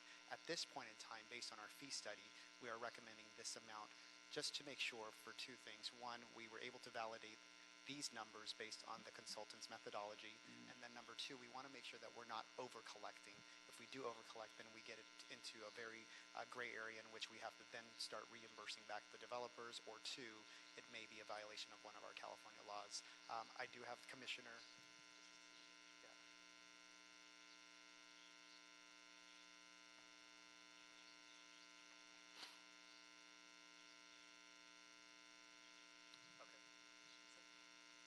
Commissioner Wilson, if you'd like to add something, So I was just sorry. we can ask you a question, Oh, yeah. and then you can answer it. So we're asking you to add to that. Oh, thank you. I was just going to say, in response to tree removal, the current code and the way the ordinance is written is under existing code sections which do not deal with tree removals. So what we're doing is two different things. One is developers, yes, applicants for large projects for Department of City Planning. Those are 4 to 1. If you're building a apartment building, you've got 100 trees you have to fit on your small site. You can't fit those. The other thing is more like homeowners who have to remove a protected tree. So that's not a developer that's getting those dollars. It's a resident in your neighborhoods that are doing those. So what we're trying to do is just make those dollars work for both those groups and not bankrupt either of them, and balance for the fee. And I completely agree, and that's why I'm saying I think this is a great, better step in the right direction, because the previous option was they send it to a nursery to go die, basically, right? So I completely agree with you. But the homeowner does have the option to replant that tree somewhere in their private property. Yes. So it's not that we're, but I'm just trying to look at the whole life cycle analysis, and I hear you that you're saying it's a pilot project for 1 year, but trees, a 1-year pilot project might not work. I think we have enough data to look at existing tree removals, because having a pot of money to plant new trees, that's the easy part, planting the tree. There's so many things associated with it. And, if it damages the sidewalk, there's so many different things that we're left with the bill. So even though we want to plant that tree, we can't plant it there because it costs 3 times more to get that spot ready, right? Because there's a dead tree there, or there's other issues surrounding that.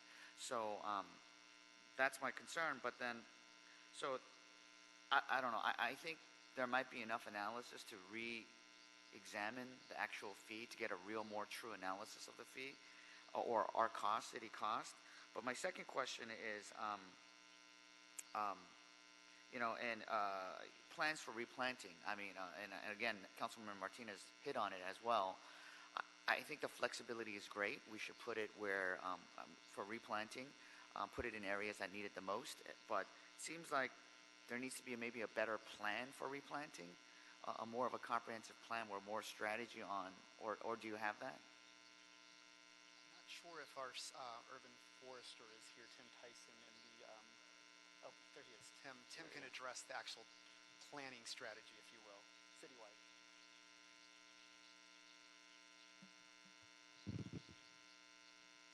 I just want to, councilmen and women and esteemed colleagues,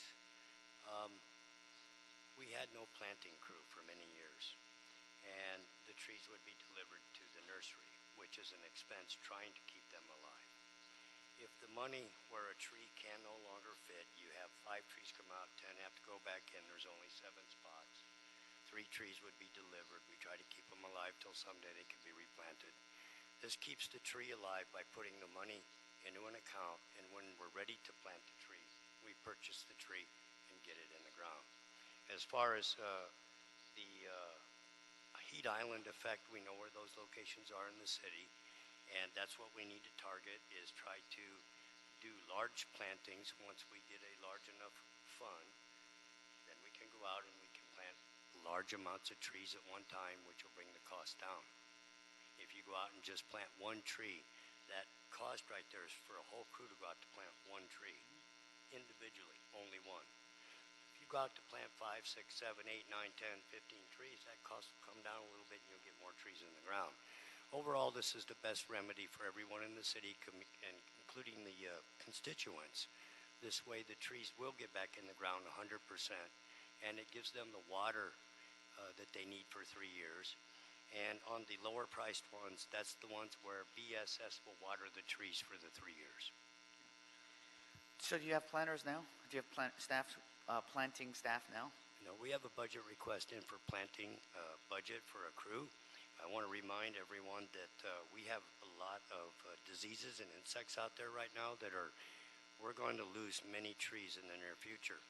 But the only way we can combat that is by planting more resistant species and plant more and plant more and plant more. Right. So, Mr. Chair, this is my concern. I feel like we might have just a big fund of trees, because again, getting the tree is the easy part. When we don't have tree planters, I mean, we could identify a spot, but then we have to somehow find the money to help the department plant the trees. I mean, we could get free trees from LABT any day of the week. It's more about... We have the nonprofits to plant if I don't get my planting crew. I'm just stating that we're not going to be able to plant enough trees. We will need to plant more trees in the future, and more trees, and more trees. We have diseases and insects out there that could wipe out 1,000 of one species of tree. No, I'm just trying to help the departments. I want to help the departments. I want to give you guys the resources to actually get this done, right? And I just feel $2,600 is not enough, because there's so many different associated fees. Because, you know, I call on you guys all the time, and you guys stretch every penny for me, right? When it comes to trimming, when it comes to dead tree removal, when it comes to every aspect of these trees. So I want to make sure all the various departments associated with this have the resources to actually create a healthy urban canopy. So, and every time we set some sort of fee, it's hard to change it. I mean, we take multiple hearings and multiple studies to, 5-10 years from now. So, Ms. Rue, I appreciate what you're saying. I think what we're looking at today is the policy on the actual fee. You're going to have a true up structure, and we can continue to alter that as we move, right? Could you speak to that? Because I agree with you 100% that we want to make sure we're maximizing our dollars. But I think that the item in front of us is more about the policy, but that there are options to continue to true this up or to improve it. But I'd like to hear from you guys. That is accurate. We will come back and do another fee study within the next year.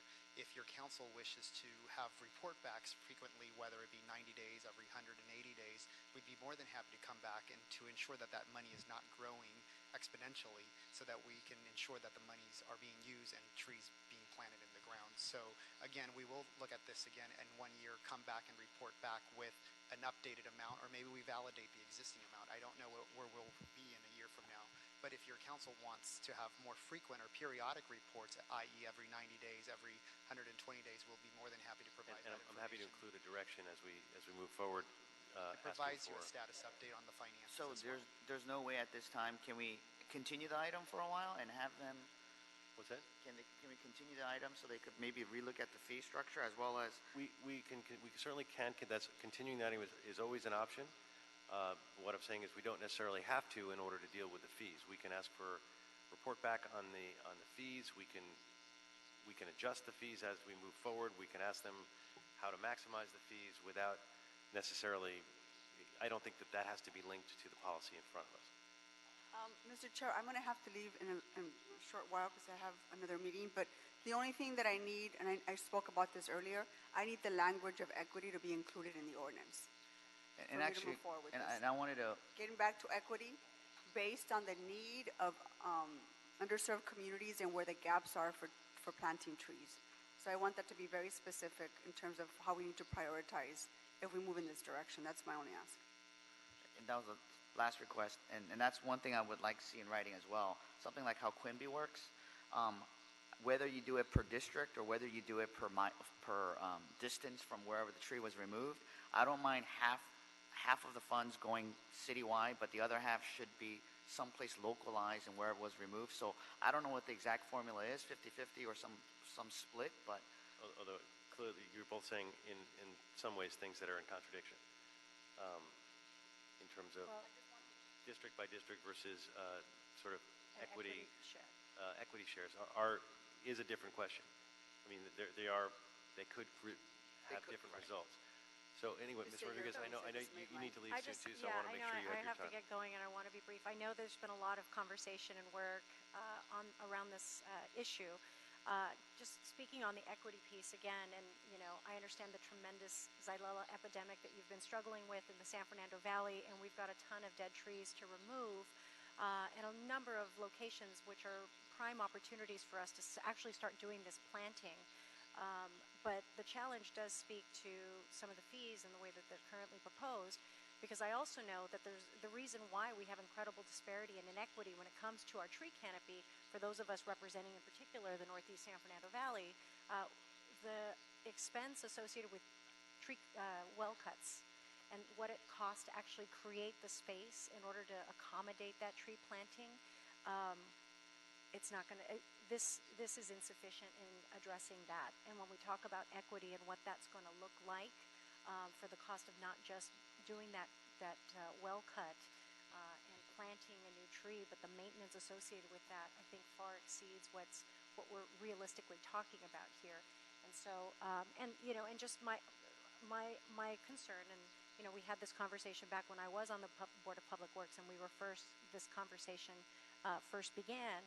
My biggest concern is making sure that these resources are expended for this intended purpose and that doesn't sit there. Just as it's problematic that we have trees that we're losing in our nursery, and as painful as that is, it would be equally painful to see these resources not getting applied to actually address the very concern that we're trying to address here.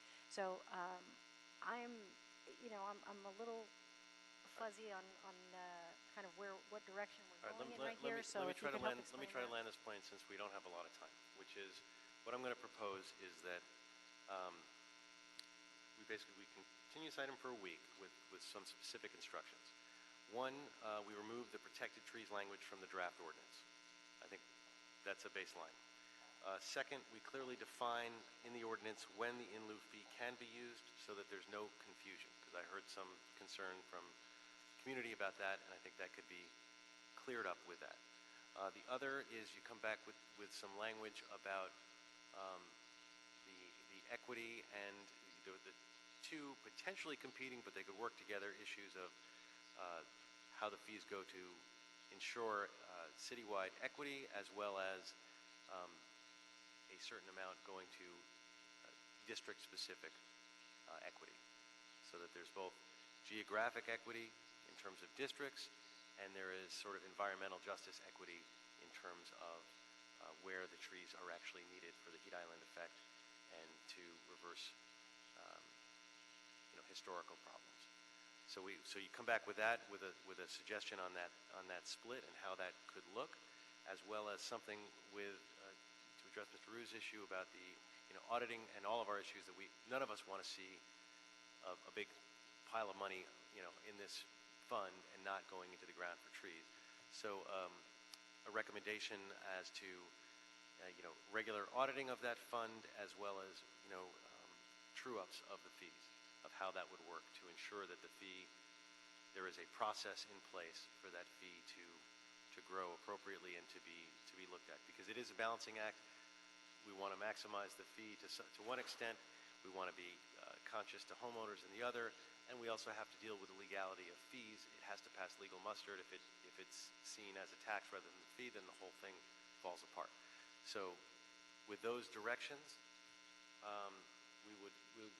colleagues agree on those directions. Any other directions that I think I've covered all the pieces there? I'm going to bring it back at the next meeting on February 21st. I don't think these are all specific, but I don't think it's too much to ask for that. They seem, I'll put it to you. Do you think you can do that by February 21st? I'll defer to you. The protected tree language, I can remove it right now. When the in lieu fee can be used, I'm fine making it more clear. It's mentioned, I think, 5 times in the report that only when the tree cannot be planted on site, but we can make that more clear. The third instruction is the tricky one. I can work with staff. I'm going to really kind of defer to staff based on the discussion here to try to come up with some language. So we'll do the best we can to bring you back ordinance language that tries to meet those two desires. It may not ultimately be something that this committee is going to like, but it'll help advance the discussion at least, to get something on paper that tries to accommodate both of those goals. I mean, it doesn't have to be rigid, but the idea is to have something that shows that both of those priorities are being addressed. Exactly. I think we can come up with something, yes. Great. And then the fourth was the truing up of the fees, which you kind of already have, but to make that clear that's... Yeah, that's more of a further direction to the department rather than putting it in the ordinance. I mean, similar to what's in the previous council action, which is to have staff come back and report on with it, after a year. So we're going to shoot for that for the next meeting. If something comes up, we'll discuss that and it'll be reflected in the agenda. But my hope is to get this on the very next agenda. I don't want to lose the momentum of this idea. I know it's been many years in the works, and another couple of weeks is not going to kill it. But it'll hopefully bring comfort to everyone and all of us who care about the environment and have the same goals at the end of the day, that we can all feel good about where we move forward. So that'll be the order for this item. And we have, how many items left? Mr. Espinosa, I think we have one item left. Yes, Mr. Chair. Item number 2. Item number 2. Okay, if you could read that into the record. Item number 2 are reports from the City Administrative Officer and the Chief Legislative Analyst relative to the 2017 Fuse Fallow Evaluation of the State of Street-Related Infrastructure, and this has also been referred to the Transportation Committee.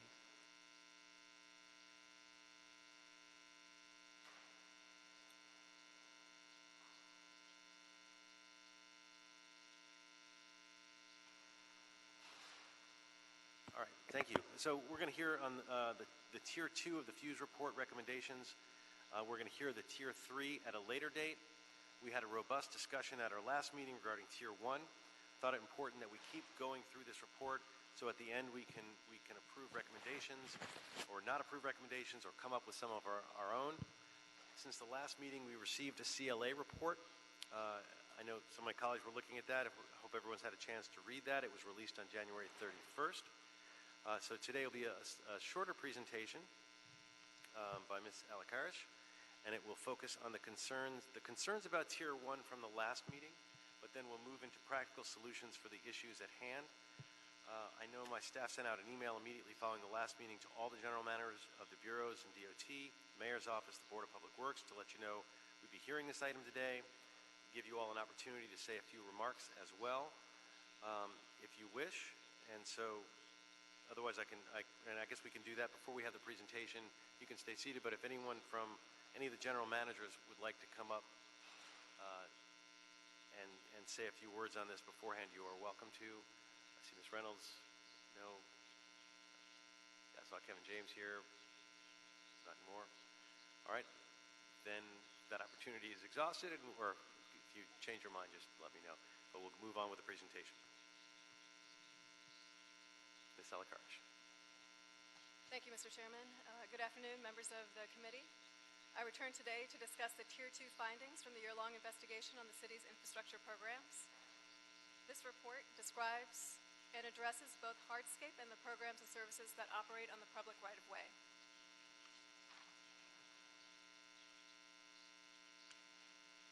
At the last meeting, there was discussion on Tier 1 recommendations.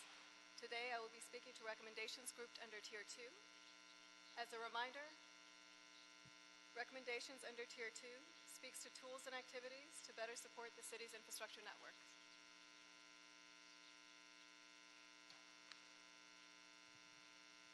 I want to begin by resetting the discussion to focus on issues that the report aims to remedy through the proposed recommendations.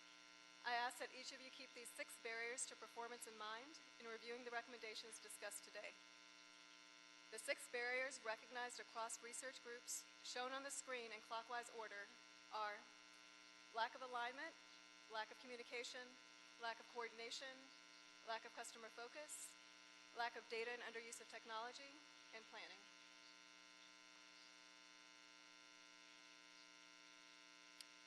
Before we dig into Tier 2, I want to briefly revisit Tier 1 based on feedback and questions from the previous presentation. This quick chart is the only reference I will make today regarding Tier 1. It shows the interdependencies among common transportation programs and locations and the public right-of-way. Transportation programs are heavily reliant on city infrastructure, but infrastructure serves many purposes aside from transportation. Currently, there is no formal recognition of the reliance of transportation on city assets, and no place where consideration of the public right-of-way shares responsibility and common goals with the softscape or programs that operate on the street surface. Moving on to today's discussion, the presentation focuses on Tier 2 recommendations. These items refer to systems and processes that span multiple groups and/or departments. Items may begin in the near or long term, and implementation may be dependent on funding.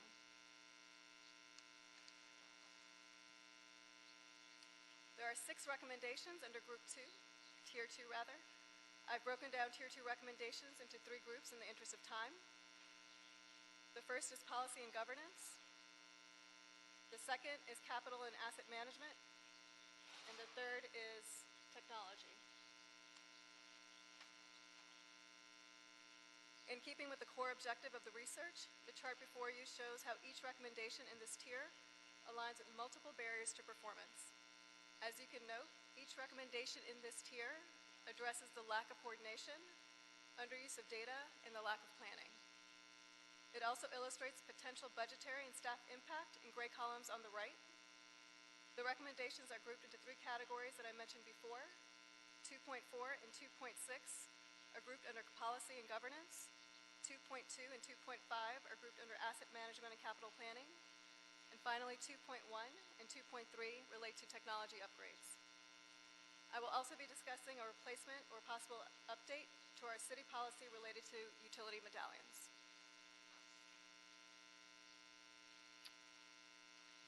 These slides are organized to help the members in the audience understand the current state of how these areas are organized and governed, with the right side showing the envisioned or expected improvements. Each slide is formatted in this way. For each set of recommendations, I will pause for questions after each 2 recommendations are discussed. The first group is policy and governance. 2.4 reference existing policies to protect city assets. Let me preface this recommendation by saying there's an impending report back on adjustments to policies described in this recommendation. This report will go into greater detail about the types of changes that are necessary to preserve our taxpayer investments. Each of you will have a chance to deep dive on those issues in a separate meeting, so today I will focus on global adjustments to the policies and why they are needed. The first policy is the Street Damage Restoration Fee, or the Sdrf. This fee was passed by City Council in 1998 as a means to discourage unnecessary cuts into the street. There has been no adjustment to the fee, and there was no built-in CPI or inflation factor. The exact fee put in place in 1998 is the exact same that it is today, 20 years later, although costs to maintain streets, including labor and materials, have gone up. Second, although policies are in place for resurfacing and slurry seal programs, nothing similar is on the books for concrete or reconstructed streets. These investments could be at least 3 times the cost to apply the city's current 1998 standards, will not result in recouping taxpayer costs for these streets or protection for these streets as well. Third, the city has some of the most generous street protections of any major city. The current 1-year moratorium was also passed by City Council in 1998, similar to the Sdrf fee. Making adjustments to these policies is intended to provide the following benefits: recover the full cost of maintaining streets with reduced lifespan from street cuts, protect newly reconstructed streets, both asphalt and concrete, by coordinating underground utility work and anticipated maintenance work, eliminate the lack of fees for older streets, as these streets have a higher cost of maintenance for the city, and generally keep the city streets in a state of good repair. The second recommendation grouped under policy and governance is 2.6. This speaks to overlapping governance, particularly for tree management in the city. First, the city lacks a tool to track entities touching the same asset. Programs will execute their individual programs without knowledge of others who intend to maintain the exact same asset in the exact same fiscal year. Second, if these maintenance activities are captured, the data sits in departmental silos with each respective department or bureau. Third, In the example for trees from the report, there is no uniform system or catalog that captures basic tree information, for example, age, species, etc., or tree maintenance activities like trimming or palm frond collection by all of these entities. This can lead to duplicative efforts when multiple agencies have completed some type of trimming or maintenance activity on the same tree. Making adjustments to these policies is intended to provide the following improvements. Proper care and maintenance leads to an extension of the life of the asset. Defining an asset in the same way across entities, example, naming a tree through a number protocol that everyone follows or tracks. Leveraging collective resources of internal and external partners to maintain a greater number of assets. And creating a central place that multiple entities can access to store and update maintenance schedules and provide accessibility to that site.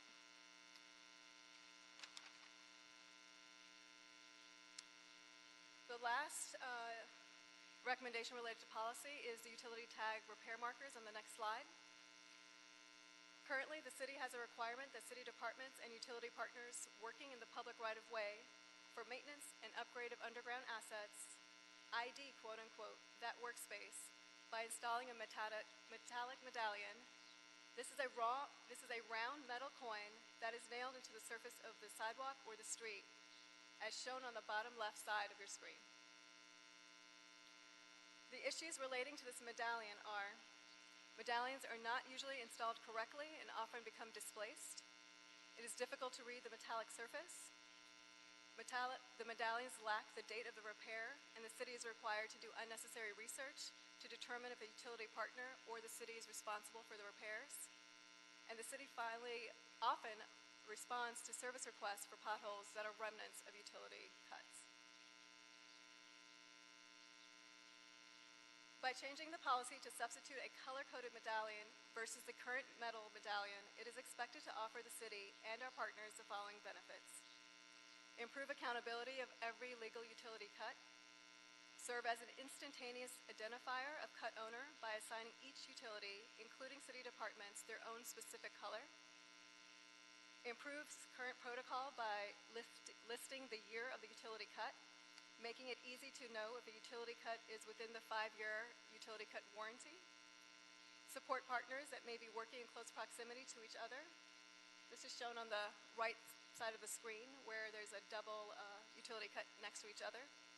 And finally, provides an incentive for permittees to do the best possible job. I will pause here now for questions relating to 2.4 and 2.6. For starters, on the medallion thing, are we not using virtual tags as well? And wouldn't that also make a lot more sense? What type of medallion? Virtual? I mean, where, yes, you can have the physical tag there, but we should also be, just like you drop a pin in your phone when you know, for a location, that there should be a, technologically we should be dropping pins in all of this so we can have unlimited amount of information and not have something that could physically be removed. Is that?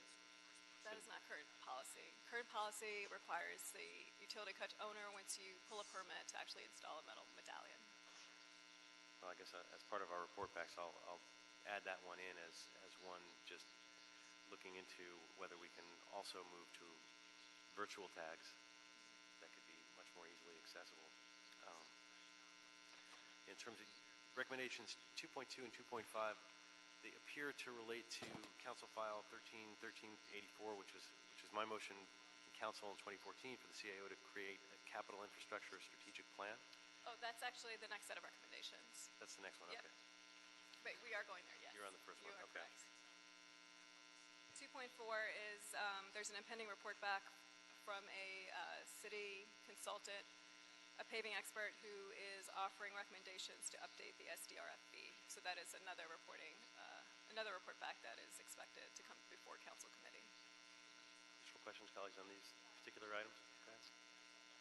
Actually would like to have, my understanding that the recommendations 2.5 and 2.6, that these are already part of DOT's strategic plan. I would like to ask the department if anyone's here from DOT to come forward, because I actually have questions for you. My understanding is that these two recommendations are, Well, she was just asking us about the, This is just 2.6 and 2.4. we'll get to that one next. well, 2.6 is one of them. 2.6.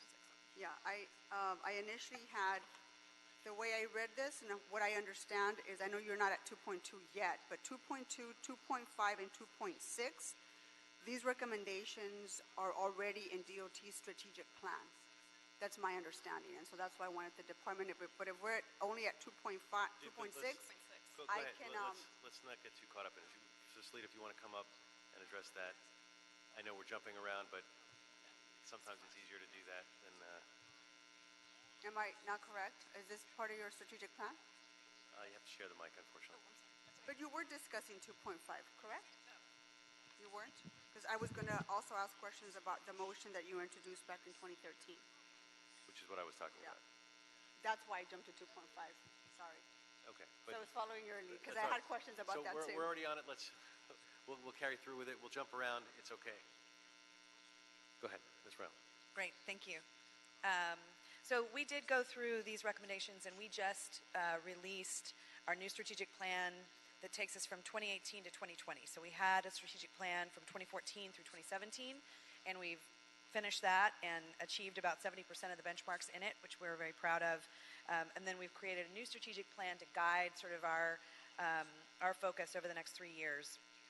And we went through these recommendations and did create a document for ourselves to guide us sort of where in our strategic plan we had specifically already sort of said we wanted to focus in this area. So I can, 2.6?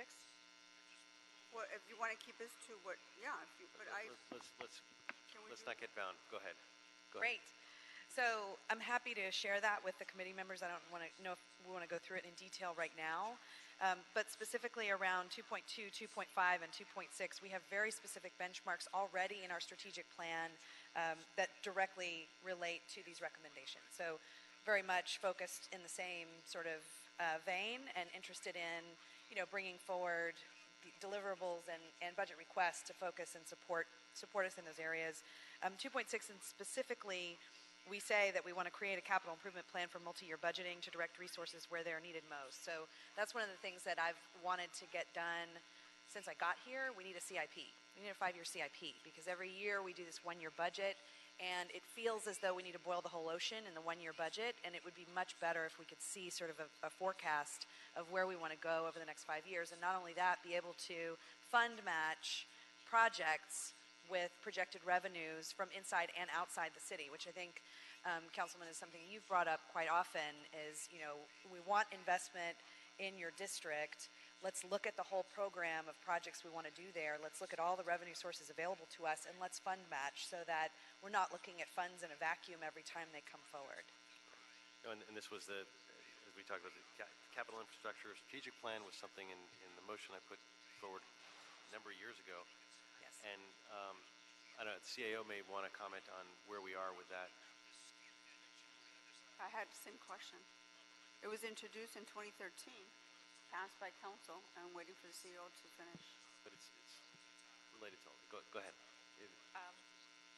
We are continuing to work on that. We do anticipate having a report in the next probably 2 months. It's just a difficult overhaul of our capital policy and an overall framework. So we've taken some time to really create something that we thought was thoughtful and would be helpful for all the departments. Do you want to continue with, why don't we kind of go through, since we're short on time, maybe finish the presentation, then we can move to questions and we'll jump around on the questions. Although, colleagues, as she's talking, if there's a particular question related to a particular recommendation, you're welcome to catch my eye on it, and then otherwise we'll have her continue the presentation. Mr. Roop? Mr. Chair, just a quick question. I think there's a lot of great ideas in here. Do we have to point out each idea for a study back? Because I know last meeting we kind of asked for a global study back by the CLA and the CAO, and in my letter that I submitted to you, I wanted you to kind of see what my report backs I wanted, and I don't know if we have to cherry pick every single one of them, or well, we'll try to. I mean, because they're all great, like them all. series of report backs I'm going to ask for, and we can ask for, we make sure that the things in your letter, I think you sent a letter today, I haven't really read through it, but we're happy to make sure that we incorporate those report backs as well. And today we're getting the presentation, we're hearing about it, asking a few questions, getting some report backs. Next time we'll hear the third, and then we'll try to hopefully take action on the entirety. So I'm hoping if there's like more of a global report back on every piece, tier 1, tier 2, tier 3, that way I don't have to cherry pick. Yeah, we're going to discuss all of them as a report back, but if there are particular things that you want addressed, make sure you raise them as we go.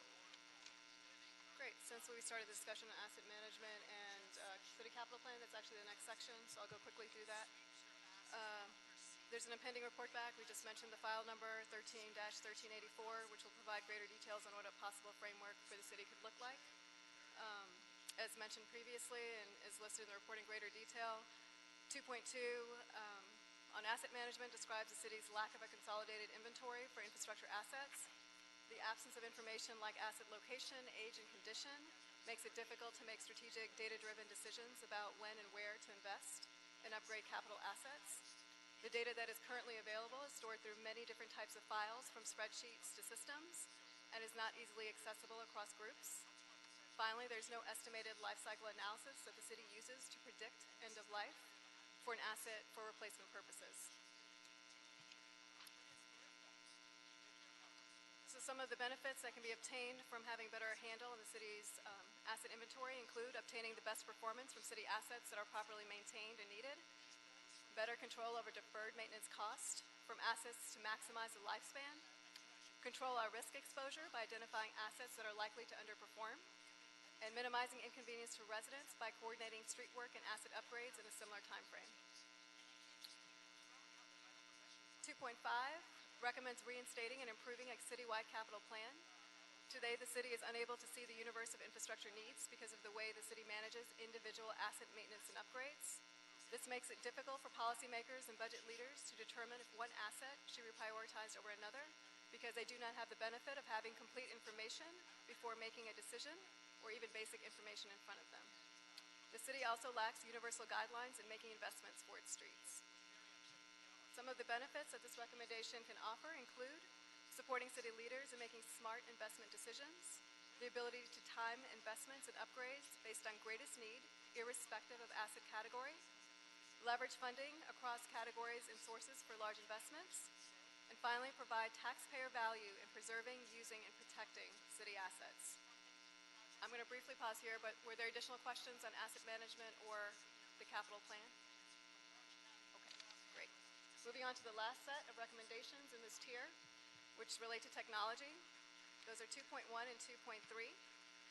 2.1 references the struggle the city currently faces in managing 200-plus partners in maintaining underground assets.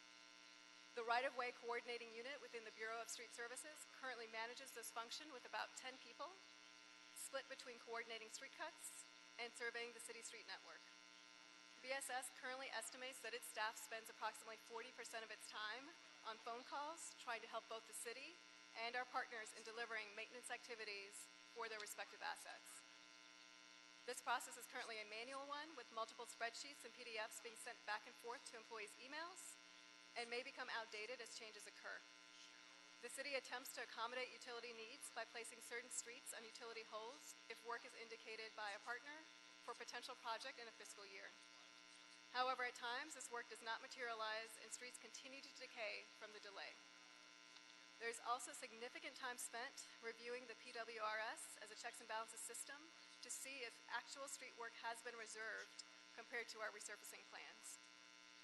The lack of a tool to manage this function restricts the city from seeing the collective work happening in the city and burdens our employees to flip through spreadsheets to attempt to piece together right-of-way work that affects other city programs like pavement preservation.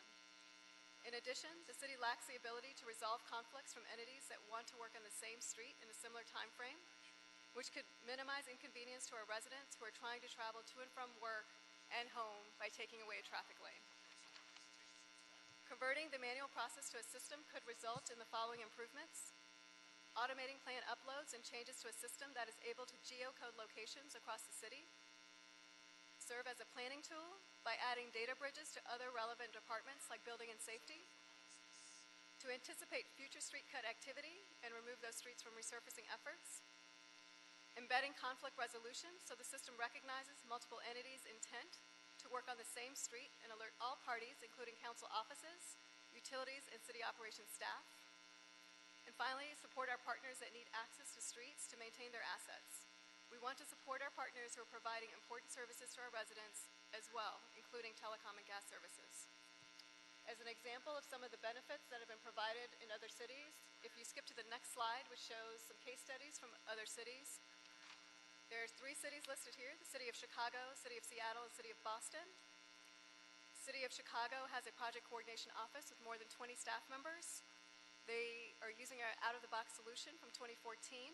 The current savings to date from implementation and coordination is over or in excess of $100 million. The City of Seattle has a project and construction coordination office with 12 people. That office is less than 2 years old. They just purchased an out-of-the-box solution last fall. They have saved an estimated $3.5 million to date. And finally, the City of Boston has a utility coordination and compliance office with 5 staff members. Their overall savings to date is estimated at $45 million. Some of the key points that each of these cities stressed to me in interviews include: in 2017, Chicago discussed over 900 conflicts, which consisted over 10,000 overlapping projects, which resulted in third parties paving almost 10 extra miles of streets and installing 1,700 ADA ramps. In Seattle, they went from coordinating 3% of street work to 100% street coordination. They also overlay their capital improvement plan in their system. In Boston, coordinated over 12,000 conflicts through their system and will not issue a permit to any entity that does not fully have their plans uploaded in the system. This is the key to their success to achieve 100% coordination. Skipping back finally to the last recommendation in this section, which is LA 311 upgrades. This describes customer engagement with the LA 311 system. This service was cited as the most improved service in a list of most common infrastructure programs in constituent and bid surveys. However, the responsiveness to requests themselves fell short. Until the most recent update, all 50 requests in LA 311 were public works related. In particular, the limited messaging options were cited in the majority of interviews with internal staff and constituents. The city provides many opportunities to provide feedback on service gaps, but many of these categories are unfunded or pre-programmed. For example, the city takes requests for resurfacing locations, but the program is preset at the beginning of the fiscal year. The program does not have the flexibility to make ad hoc service requests during this fiscal year. This data is also currently not referenced in planning for future resurfacing locations. The closed status is confusing for users because it implies that the service gap has been remedied or addressed. As noted, a number of categories are not funded, and providing an opportunity to submit a request implies that the city is able to respond. To address this, expanding the messaging options to explain why it may take longer to address certain category types would be an improvement to the current messaging options. Finally, there are categories that are quite lengthy in terms of the input process, like illegal dumping, which discourages users from completing a request. This service type in particular has no less than 40 categories, including shopping carts, mattresses, etc., and cannot be skipped. The next screen then asks the users to quantify how many shopping carts or items they'd seen. If a driver or cyclist is inputting this request, it is likely that he or she is operating from memory and may not recall every item that they might have seen. A more streamlined input process that balances the customer experience with the group's operational requirements is needed. Making improvements to the LA 311 system could provide the following benefits for users. Set proper customer expectations on when a request will be fulfilled, especially for unfunded or pre-programmed services. Better share information on why a request has been closed without action. Reduce the time to input certain service category types. Build capability to provide custom messages to the 3 LA 311 user groups. And finally, change protocol to require field crews to take photos of completed work that can be attached to the original request in the LA 311 system.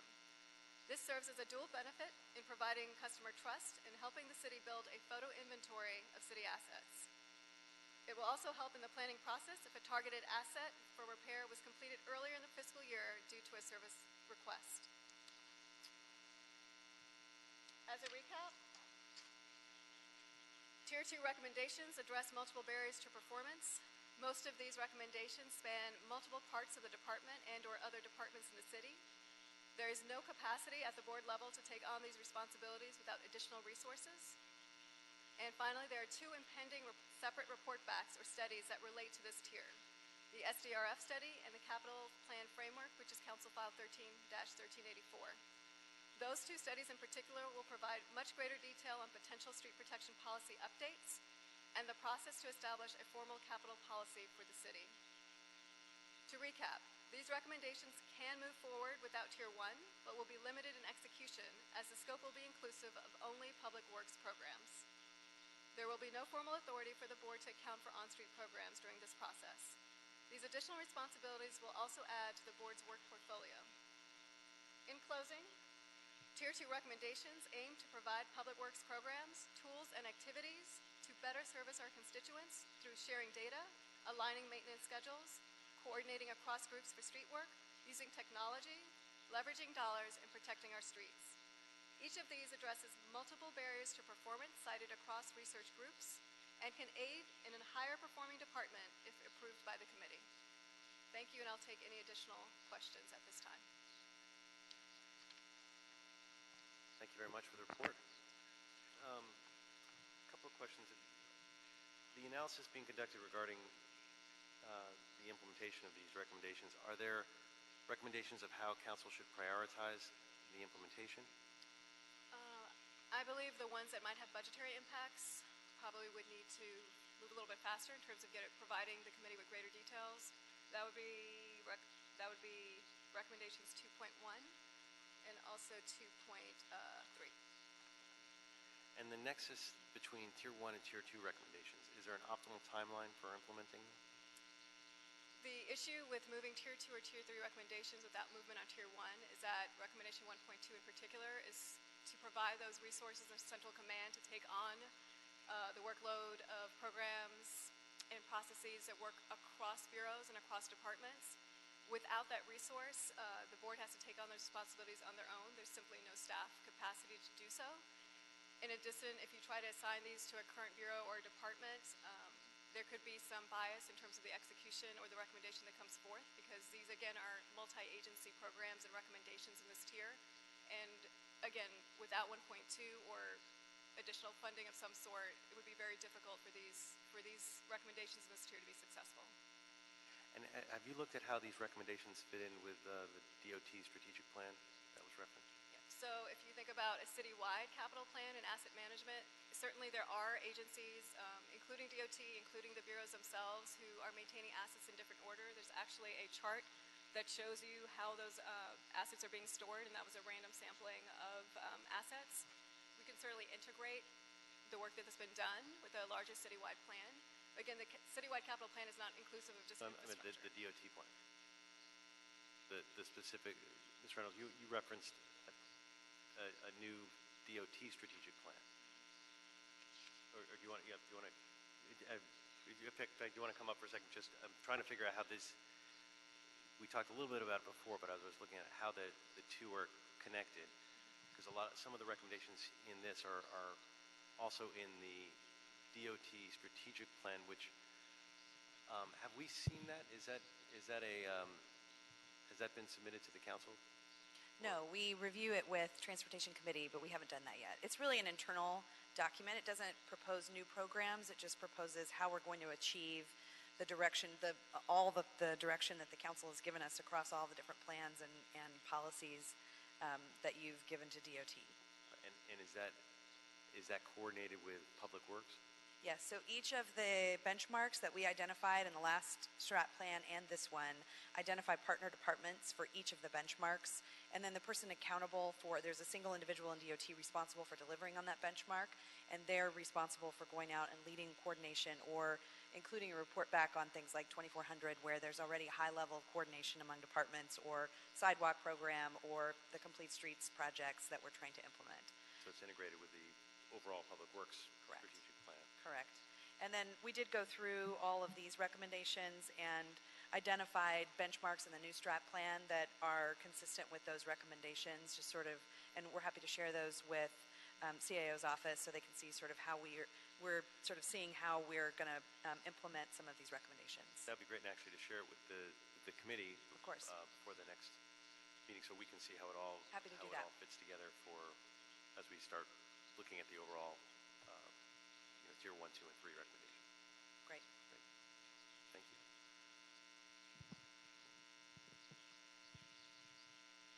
I think the only clarifying comment I'll make to that is obviously the strategic plan that the general manager spoke to is DOT specific. There might be asset information in there that relate to Public Works assets, but those are for overlapping programs. Not every program in Public Works is an overlapping program. There are some standalone programs, and so those would not be captured in that plan.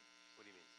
So if you have, there's 60 infrastructure programs in Public Works, so the references and overlaps that are contained within the strategic plan and DOT would be like pavement preservation because they play a part in striping, so they would consider the streets as well. There's also programs around parking enforcement and street sweeping. Those are overlapping programs, but there might be standalone programs as well, like potholes, that wouldn't necessarily be reflective in a specific department's strategic plan. It would go both ways. I guess maybe as part of the report backs, the CAO can look at that and see how they're integrated as part of the And the report bureaus back. themselves do have strategic plans as well. Okay, and I also understand the CAO is recommending a number of report back. Well, before I get to that, Mr. Rue, did you have some additional? Okay. The CAO is recommending report backs from specific departments. I have a whole number of them here.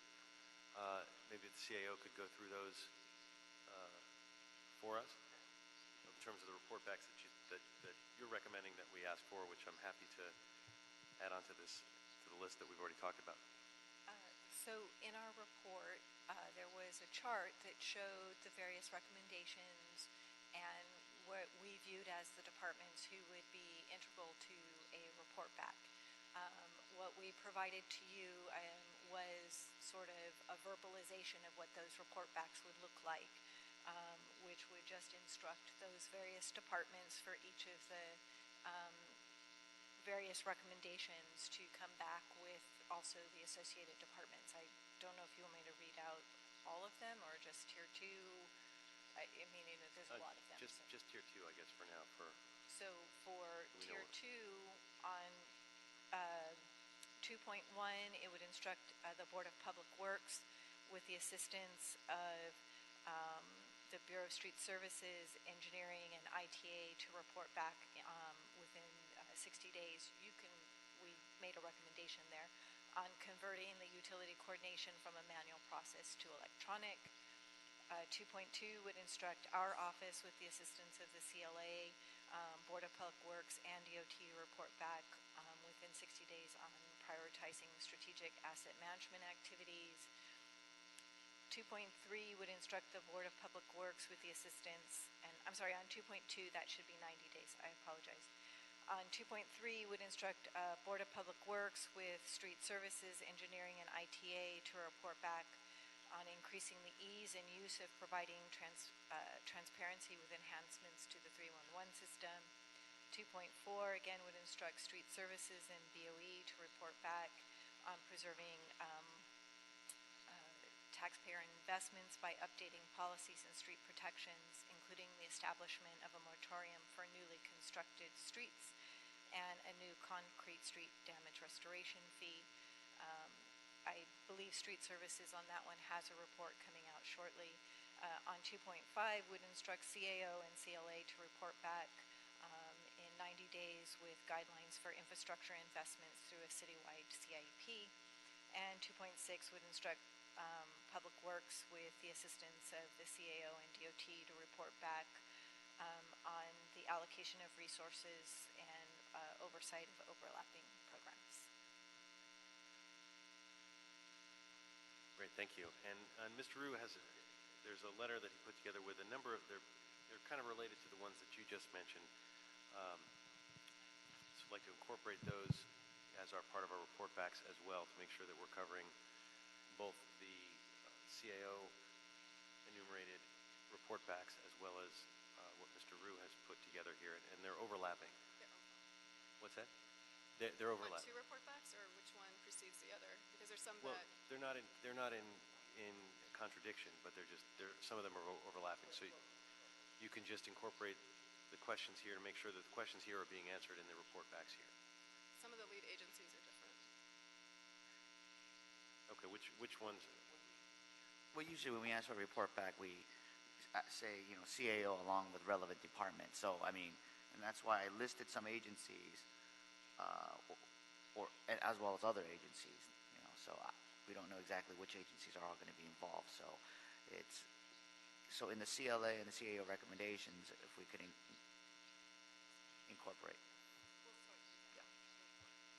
Great. So we're not taking action on this, but we do have a public comment from Jessica Meany. Can you come forward?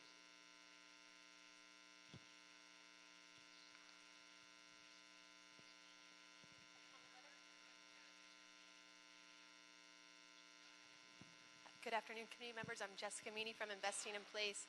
Just wanted to echo some really strong support for creating a capital improvement project plan.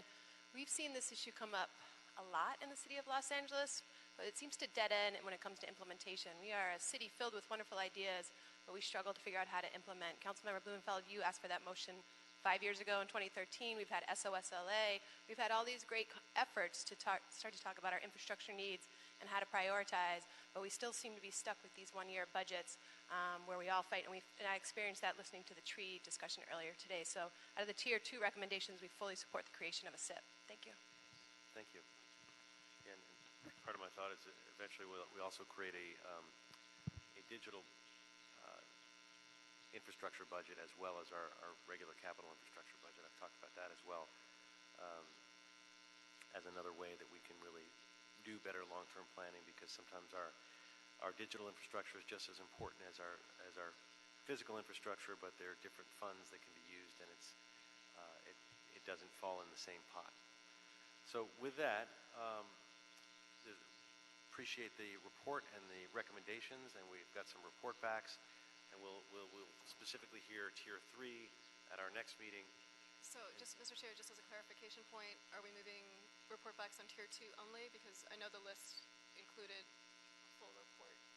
Let's do report backs on all of them, actually. Okay, just to clarify. Yeah, to be clear, we have it on Tier 1, 2, and 3, right? Or just 2 and 3 here. We might as well do the report backs on Tier 3 so that we have them for the discussion. It can be done. Great. Without objection, then that's the order to continue it with the report backs. And that's our last item, but we do have public comment, correct? Yes, Mr. Chair. Great. Thank you very much for that report. We'll now move to public comment. We have two speakers, Bill Watkins, followed by Jill Stewart. Sorry, I was just pitching my own speech. They're all leaving. Hi, thanks. Nice to see you again, Mr. Blumenfeld. And I don't want to repeat myself too much. You're going to see my little proposal twice. I gave it to you on Monday, and you're going to see it again today.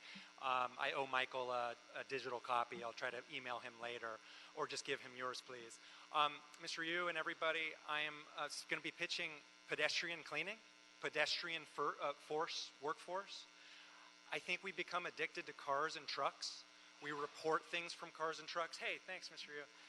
We report things from cars and trucks. We rely on them so much, and I don't want to get mad about anything, but I have seen a light on the power of being a pedestrian and a walker and a pedestrian cleaner.